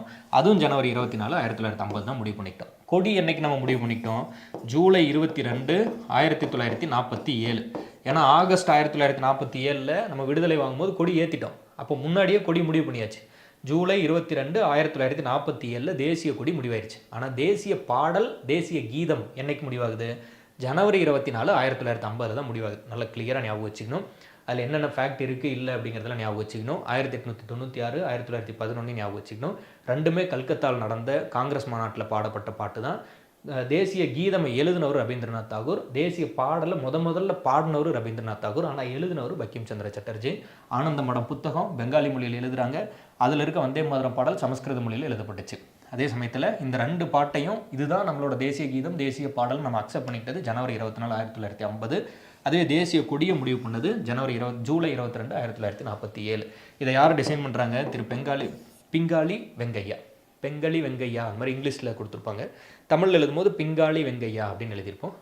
அவர் தான் வந்துட்டு முடிவு பண்ணுறாரு. அவர் தான் அந்த கொடியை வந்து டிசைன் பண்ணுறாரு. ஞாபகத்தில் வச்சுக்கணும். பார்த்துக்கோங்க, இது பிபிடியில் வராது. நான் அப்படியே போர்டாக யூஸ் பண்ணி எழுதிட்டேன். தேவைப்பட்ட ஸ்க்ரீன்ஷாட் அடிச்சு கூட வச்சுக்கோங்க. நான் கொஞ்சம் நகர்ந்து நின்றுட்டுமா பார்த்துக்கோங்க இல்லையா? சரி, இப்போது இந்த இதெல்லாம் கொண்டு வந்துட்டோமா? ஜவஹர்லால் நேரு எழுதியவர், பங்கிம் சந்திர சட்டர்ஜி, இதெல்லாம் 52 வினாடி, புக்கு, லாங்குவேஜ் எழுதிய எல்லாம் சொல்லியாச்சு. சரி, அடுத்தது என்னது? சில அதர் சிம்பிள்ஸ் இருக்குது, அதர் நேஷ்னல் சிம்பிள்ஸ் இருக்குது. நேஷ்னல் சிம்பிள்ஸுங்கும் போது அதர் நேஷ்னல் சிம்பிள்ஸும் சேர்த்தே படிச்சிடலாம் இங்கேயே படிக்கும் போது. ஏன்னா 6வது புத்தகத்துன்னு நினைக்கிறேன் சமூக அறிவியலில் இந்த 6th ஸ்டாண்டர்ட் புத்தகத்தில் நேஷ்னல் சிம்பிள்னே ஒரு டாப்பிக்கே கொடுத்துருப்பாங்க. அதனால் அது ஃபுல்லாக படிச்சிருங்க. டாக்டர் ராஜேந்திர பிரசாத் அவர்கள் வந்து ஃபஸ்ட்டு பிரசிடெண்ட்டாக 24ஆம் தேதி, அதாவது அந்த பார்ட் 2 சூஸ் பண்ணுறோம்ல, அந்த பார்ட் 2 சூஸ் பண்ணும்போதே ராஜேந்திர பிரசாத் அவர்களை வந்து டாக்டர் ராஜேந்திர பிரசாத் அவர்களை வந்து ஃபஸ்ட்டு பிரசிடெண்ட்டாக சூஸ் பண்ணிடுறோம். ஏன்னா 26ஆம் தேதியிலிருந்து அரசியலமைப்பு நடைமுறைக்கு வருது. அப்போ அன்னைக்கு வந்து பிரசிடெண்ட்னு ஒருத்தர் இருக்கணும்ல, அதனால் 2 நாளைக்கு முன்னாடி வந்து பிரசிடெண்ட் யாருங்கிறத நம்ம ஃபைனல் பண்ணி வச்சிடறோம். இப்போ இதுக்கு ஒன்றுக்கும் நிறைய கதை இருக்குது, நிறைய வந்து அது ஒரு மாதிரி ஸ்டோரிஸ்லாம் சொல்லுவாங்க, அவ்வளோவும் சொல்ல முடியாதுன்னு நினைக்கிறேன். நான் ஒரு சில இம்பார்ட்டன்ட் ஃபேக்ட்ஸ் மட்டும் சொல்கிறேன், நீங்கள் வந்து அதெல்லாம் கேட்டுக்கோங்க. தேசிய நுண்ணுயிரி நேஷ்னல் மைக்ரோப் எந்த ஆண்டு 2012 முடிவு பண்ணுறோம். லாக்டோபெசிலஸ் தான் முடிவு பண்ணுது. 1950-52க்கு பிறகு முடிவு பண்ண தேசிய சின்னங்கள் எல்லாம் கவர்மெண்ட் இந்திய அரசு முடிவு பண்ணியிருப்பாங்க பாராளுமன்றத்தில் வச்சு. 1950க்கு முன்னாடியே நம்ம முடிவு பண்ணியிருந்தா அரசியல் நிர்ணய சபை கான்ஸ்டியூண்ட் அசம்பிளி வந்து முடிவு பண்ணியிருப்பாங்க. அது பார்த்துக்கணும். ஏன்னா நீங்கள் பாருங்கள், 1946லேருந்து 1947 வரைக்கும் இந்தியா சார்ந்த முடிவு எடுக்கிறதுக்கு பிரிட்டிஷ்காரன் ஒரு பார்லிமெண்ட் வச்சுருந்தான் இல்லையா. பிரிட்டிஷ்காரன் அமைச்சர்லாம் போட்டு வச்சுருந்தான், அதில் இந்தியர்களை சேர்த்துக்கிட்டு ஒரு இடம் மட்டும் பிரிட்டிஷ்காரன் இருந்துட்டு அந்த மாதிரிலாம் பண்ணிட்டு இருந்தாங்க. 47க்கு பிறகு 1952 தான் மக்களால் தேர்ந்தெடுக்கப்பட்ட ஒரு பாராளுமன்றம் பிரதிநிதிகள் எல்லாம் வராங்க. இப்போ அது வரைக்கும் இந்தியாவில் ஏதாவது முக்கியமான சட்டம், ஏதாவது முக்கியமான டெசிஷன் எடுக்கணும்னா யார் எடுத்தாங்கன்னா கான்ஸ்டியூண்ட் அசம்பிளி தான் எடுப்பாங்க. கான்ஸ்டிடியூண்ட் அசம்பிளின்னு சொல்லப்பட்ட அரசியல் நிர்ணய சபை தான் எடுப்பாங்க. அரசியல் நிர்ணய சபை வந்து 2 வேலை செய்வாங்க. ஒன்று அரசியலமைப்பை எழுதுறது, மேக்கிங் ஆஃப் தி கான்ஸ்டியூஷன், அரசியலமைப்பை எழுதுவது, அந்த வேலையை எடுத்தாங்க.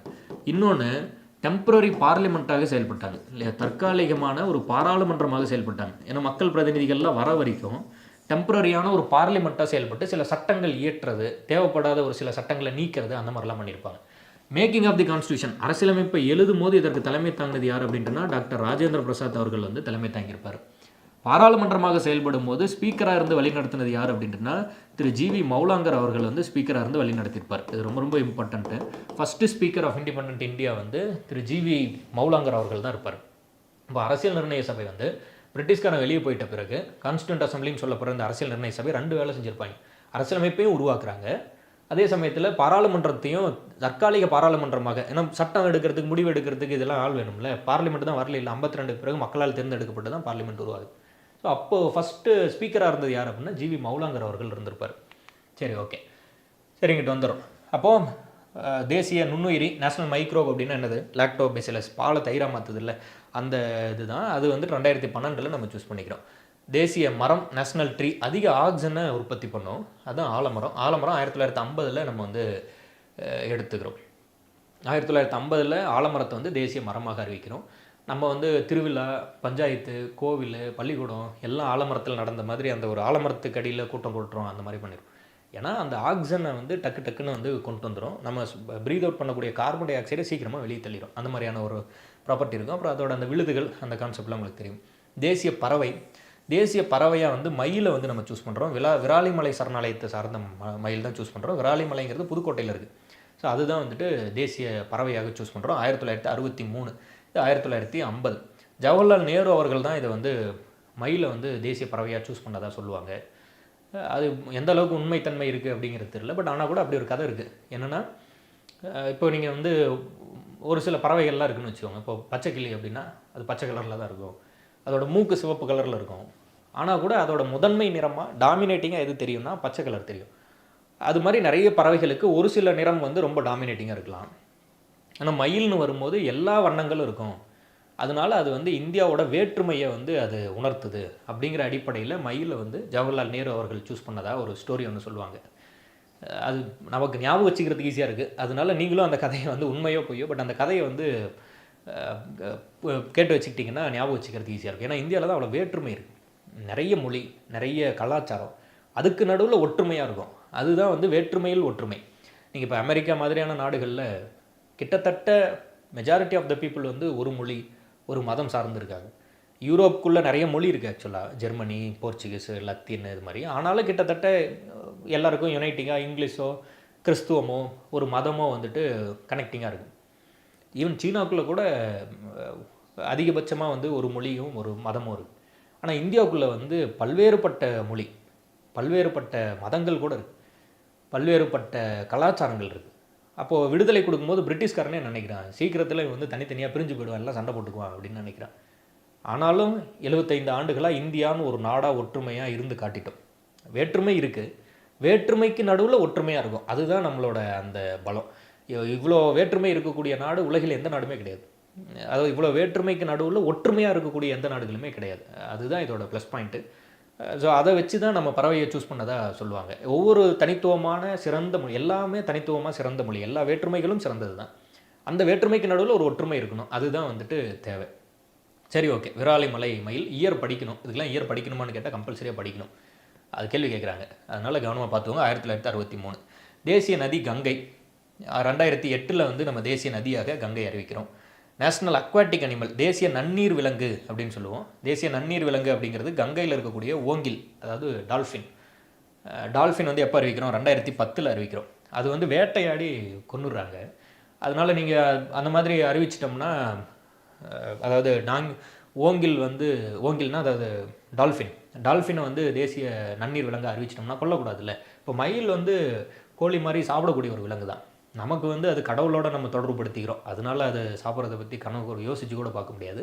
பட் ஆனால் கூட இதுதான் கோழி மாதிரி அது வந்து சாப்பிடக்கூடியது. ஆனால் நம்ம ஏன் அதை சாப்பிடக்கூடாதுன்னா, ஏன்னா அது வந்து தேசிய பறவை. அப்போ நீங்கள் வந்து அது மாதிரியான அது ஒரு சரியாக சொல்லணுன்னா, இறந்தால் கூட தேசிய கொடியை போற்றி எடுத்து அதை வந்து சரியான ஒரு முறையில் அடக்கம் பண்ணணும். அதுதான் அதற்கு நம்ம செய்யக்கூடிய அந்த சின்னங்களுக்கு, உணர்வுகளுக்கு நம்ம கொடுக்கக்கூடிய ஒரு மரியாதை. அது கவனமாக நம்ம இது பண்ணணும். அது மாதிரி தான் இந்த நன்னீர் விலங்கோ போச்சிங் பண்ணிடுறாங்க, வேட்டையாடிடுறாங்க எதை, கங்கையில் இருக்கக்கூடிய டால்ஃபினை. நன்னீர் விலங்குன்னு அறிவிக்கும் போது அந்த மாதிரியான விஷயத்துக்கு தடை வந்துடுது.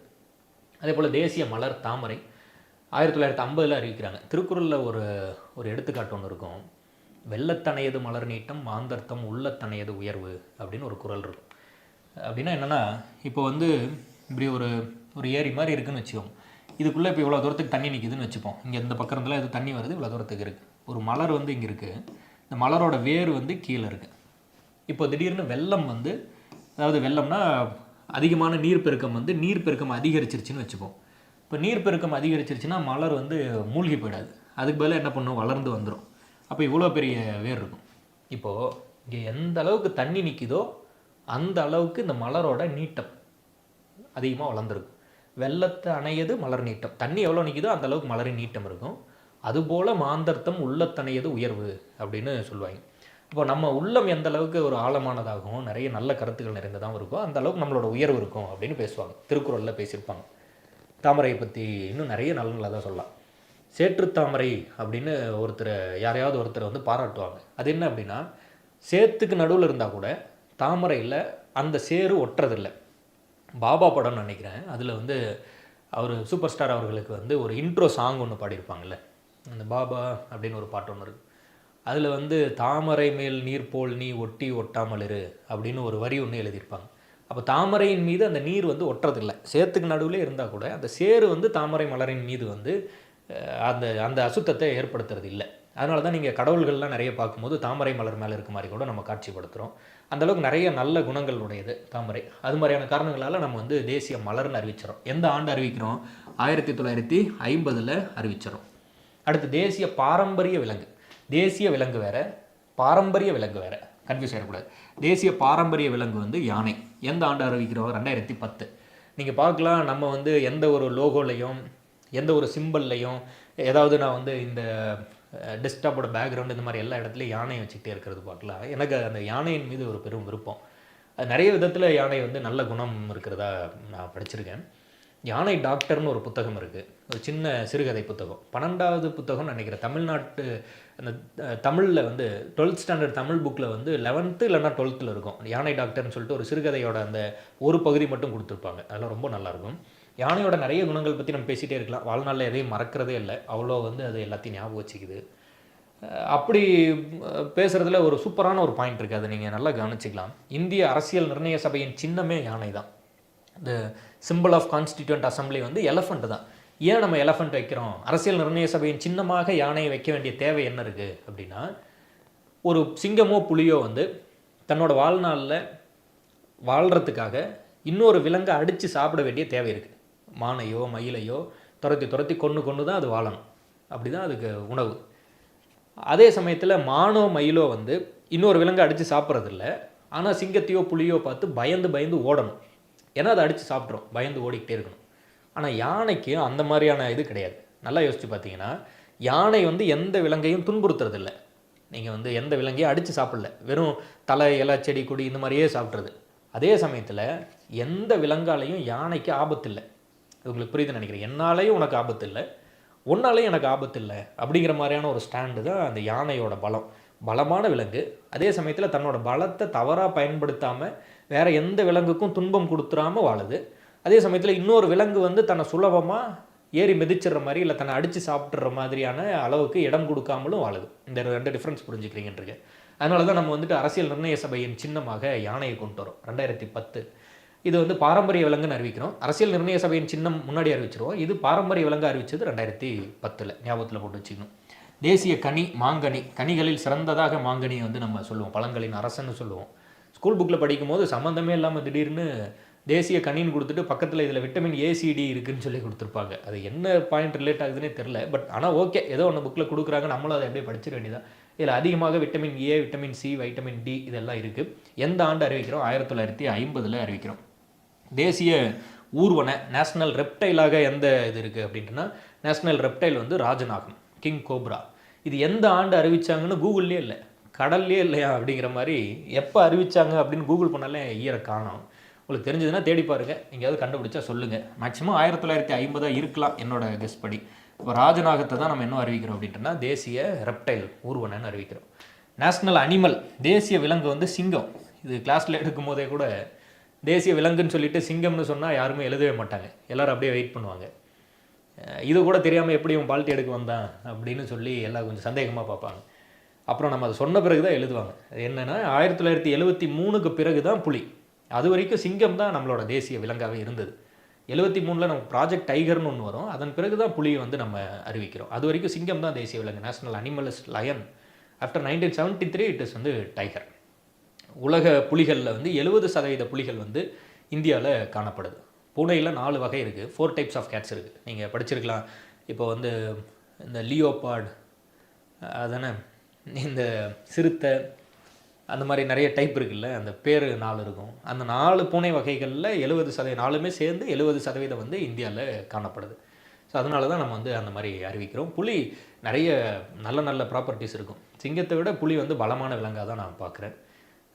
தண்ணியில் குதித்து நீந்தி போய் மீன் பிடிக்கும், அந்தளவுக்கு அது தரையிலையும் டாமினேட் பண்ணும், தண்ணியிலையும் டாமினேட் பண்ணுற அது ஒரு ஆளுமை வந்து புலிக்கு இருக்குது. இதே சமயத்தில் ரொம்ப அதிகமாக ஸ்பை பண்ணும், பதுங்கி பதுங்கி அடிக்கும்னு சொல்லுவாங்க. எப்போதுமே மேக்ஸிமம் புலி வேட்டையாடினா வெற்றி தான். நீங்கள் சிங்கம் பதுங்கும் அப்படின்னு ஒரு வார்த்தை கேள்விப்பட்டிருக்க மாட்டீங்க இல்லையா? புலி தான் பதுங்கும். பதுங்குன்னா என்னது? அந்த சரியான நேரம் வர வரைக்கும் இறையின் மீது வந்து கவனம் செலுத்தி காத்திருந்து சரியான நேரத்தில் வந்து வேட்டையாடக்கூடிய ஒரு பழக்கம் வந்து புலிகிட்ட தான் இருக்குது. அது மாதிரிலாம் நிறைய பேசுவாங்க.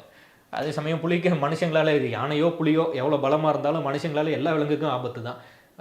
அதிக பலம் எந்த விலங்கையும் துன்புறுத்துறதில்லை, அதையும் நம்மால் கம்மன் விடுறதில்லை. யானைக்கெலாம் வந்து இந்த யானைக்கு மிக அதிக பலம். ஆனால் அந்த கண்ணாடி பாட்டில் காலில் ஏறிச்சுன்னா யானையால் உயிர் பிழைக்க முடியாது. நீங்கள் ஃபாரஸ்ட்டுக்குள்ளே எங்கன்னா போகும்போது ஏதாவது மது அருந்திட்டோ இல்லை ஏதாவது ஒரு விதத்தில் கண்ணாடியை வந்து பயன்படுத்திட்டோ அந்த கண்ணாடி பாட்டிலை உடச்சி காட்டில் போட்டு வந்துட்டிங்கன்னா அது அந்த யானையோட பாதத்தில் குத்திருச்சுன்னா அந்த மணல் மூட்டை மாதிரி யானையோட பாதத்தில் அந்த கண்ணாடி பீங்கை வந்து மேலே ஏறிக்கிட்டே இருக்கும், பிடிச்சி போயிடும். அதை கண்ணாடி பீங்கனை எடுத்து போட்டு அந்த காயத்தை சுத்தம் பண்ணி விட்டு அந்த புண்ணு ஆறி போயிடும். ஆனால் அதுக்கு எடுக்க தெரியாதுல்ல, யார் எடுத்து விடுவா? அது பாட்டுக்கு மேலும் காலை வச்சு மிதிச்சு மிதிச்சு மிதிச்சு மிதிச்சு அந்த அந்த கண்ணாடி வந்து காலுக்குள்ளே ஏறி அது கட்டி அந்த காலில் தூக்கி வைக்க முடியாமல் நடக்க முடியாமல் கீழே விழுந்து பட்டினி கிடந்து இறந்து போயிடுது. அந்த சின்ன கண்ணாடி பீங்க யானைக்கு அவ்வளோ பெரிய ஆபத்து. மனுஷன் பண்ணுற எல்லா சேட்டை நிறைய இருக்குது. புலிக்கும் அப்படி தான். மாட்டையோ மானையோ வந்து இரையா போடுறன்னு பேரில் காட்டுக்குள்ளே வந்து ஏதாவது புலி வந்து ஆட்டுக்குட்டியெல்லாம் வளர்த்துனா பிடிச்சி சாப்பிட்டு போயிடும்ல. அதனால் நம்மளால் என்ன பண்ணுறது, ஒரு ஆட்டை அறுத்து அதில் விஷத்தை வச்சு காட்டில் தூக்கி வீசிடுறது. சரி, ஒரு ஆடு கிடக்குது போலன்னு சொல்லி புளி எடுத்து சாப்பிட்ருச்சுன்னா அந்த விஷத்தை சாப்பிட்டு இறந்து போயிடும். எலக்ட்ரிக் ஷாக் கொடுத்துட்றது, இது மாதிரிலாம் நிறைய சேட்டை நம்ம வந்து விலங்குகளுக்கு நிறைய துன்புறுத்தல் பண்ணுறோம்.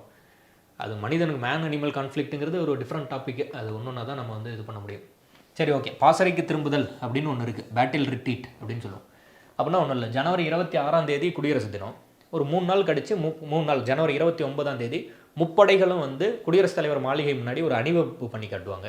இந்த வருஷம் 2024 ஜனவரி 29 அப்போ கூட இந்த ட்ரோன் மூலமாக இந்திய மேப் அப்படியே வரைஞ்சி காட்டியிருந்தாங்க.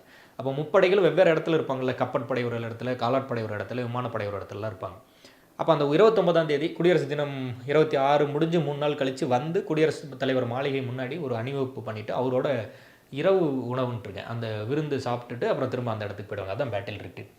தேசிய கேலண்டர், நம்ம என்ன கேலண்டரை பயன்படுத்துகிறோம்னு சொல்லி முடிவு பண்ணுறதுக்காக ஒரு கமிட்டி அமைச்சிருப்பாங்க.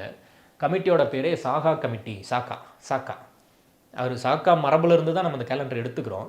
அதை ஆராய்ச்சி பண்ணி ரிப்போர்ட் சப்மிட் பண்ணுறதுக்காக ஒருத்தர் போட்டிருப்பாங்க. அவர் பேரும் சாக்கா. அது ஒரு எதர்ச்சியாக பொருந்திருக்கும். மேகநாத் சாகான்னு ஒருத்தர் தான் அந்த வேலையை செஞ்சுருப்பார்.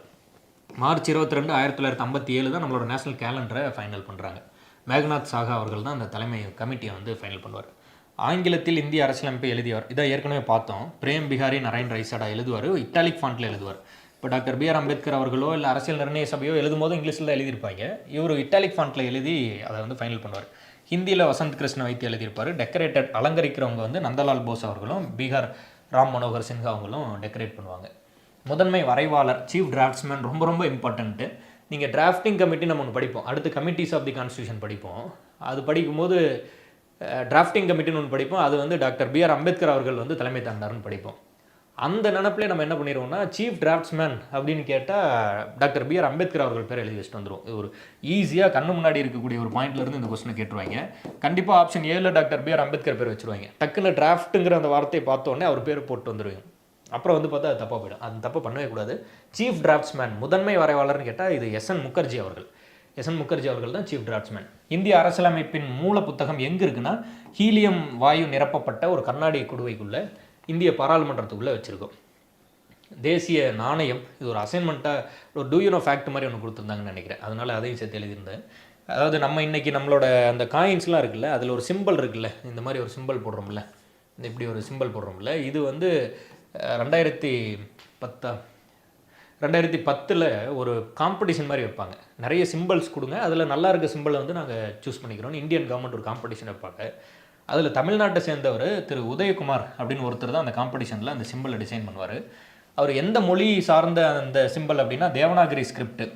இந்த ஹிந்தி இல்லைனா சான்ஸ்கிரிட்டுக்கு இது வந்து ஒரு முதன்மையான ஸ்கிரிப்ட்னு நினைக்கிறேன். இப்போ நம்ம தமிழ் வந்து தமிழி அப்படிங்கிற ஒரு எழுத்துலேருந்து மருவி வந்ததுன்னு படிக்கிறோம்ல, அது மாதிரி இந்த ஹிந்தியோ அல்லது சமஸ்கிருதம்னு நினைக்கிறேன். இது ரெண்டில் ஏதோ ஒரு மொழிக்கு வந்து ஒரு முதன்மையாக இருந்த ஒரு ஸ்கிரிப்ட். அதுக்கு முன்னாடி அது பரிணாமத்துக்கு கொஞ்சம் முழுமை அடைகிறதுக்கு முன்னாடி இருந்த ஸ்கிரிப்ட் தான் தேவநாகரி ஸ்கிரிப்ட்னு சொல்கிறாங்க. அந்த ஸ்கிரிப்டில் ரா அப்படிங்கிற எழுத்து தான் இந்த மாதிரி எழுதுகிறாங்க. ஸோ அதிலிருந்து எடுத்து அந்த சிம்பிளை வந்து வடிவமைக்கிறாரு. அதை தான் இந்தியன் கவர்மெண்ட் ஃபைனல் பண்ணிக்குது. தமிழ்நாட்டை சேர்ந்தவர் உதயகுமார்னு ஒருத்தர் தான் இந்த சிம்பிளை ஃபைனல் பண்ணுறாரு ஜூலை 15, 2010.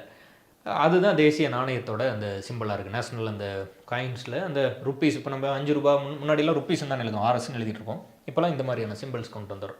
ஸோ அது ரிலேட்டடான ஃபேக்டர். அப்புறம் இந்த கான்ஸ்டியூஷன் இது எல்லாத்தையும் சொல்லிட்டோம்னு நினைக்கிறேன். இதுக்கு மேலே நம்ம வந்துட்டு இந்த கமிட்டிஸ் ஆஃப் தி கான்ஸ்டிடியூஷன் தான் படிக்கணும்.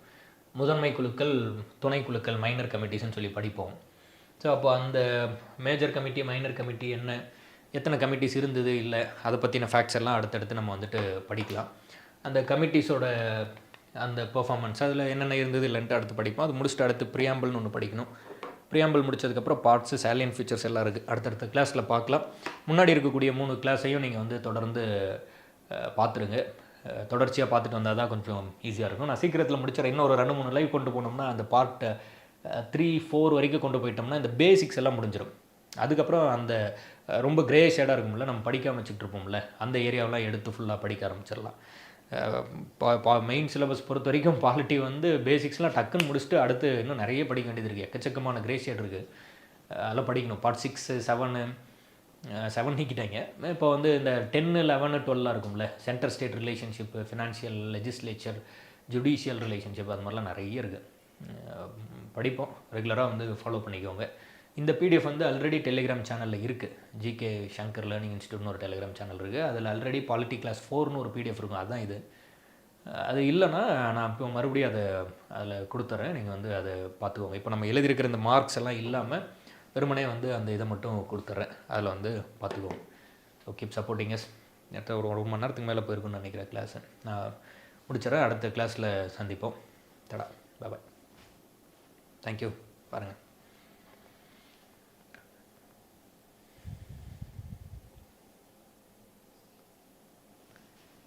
கட் பண்ணிடுறேன்.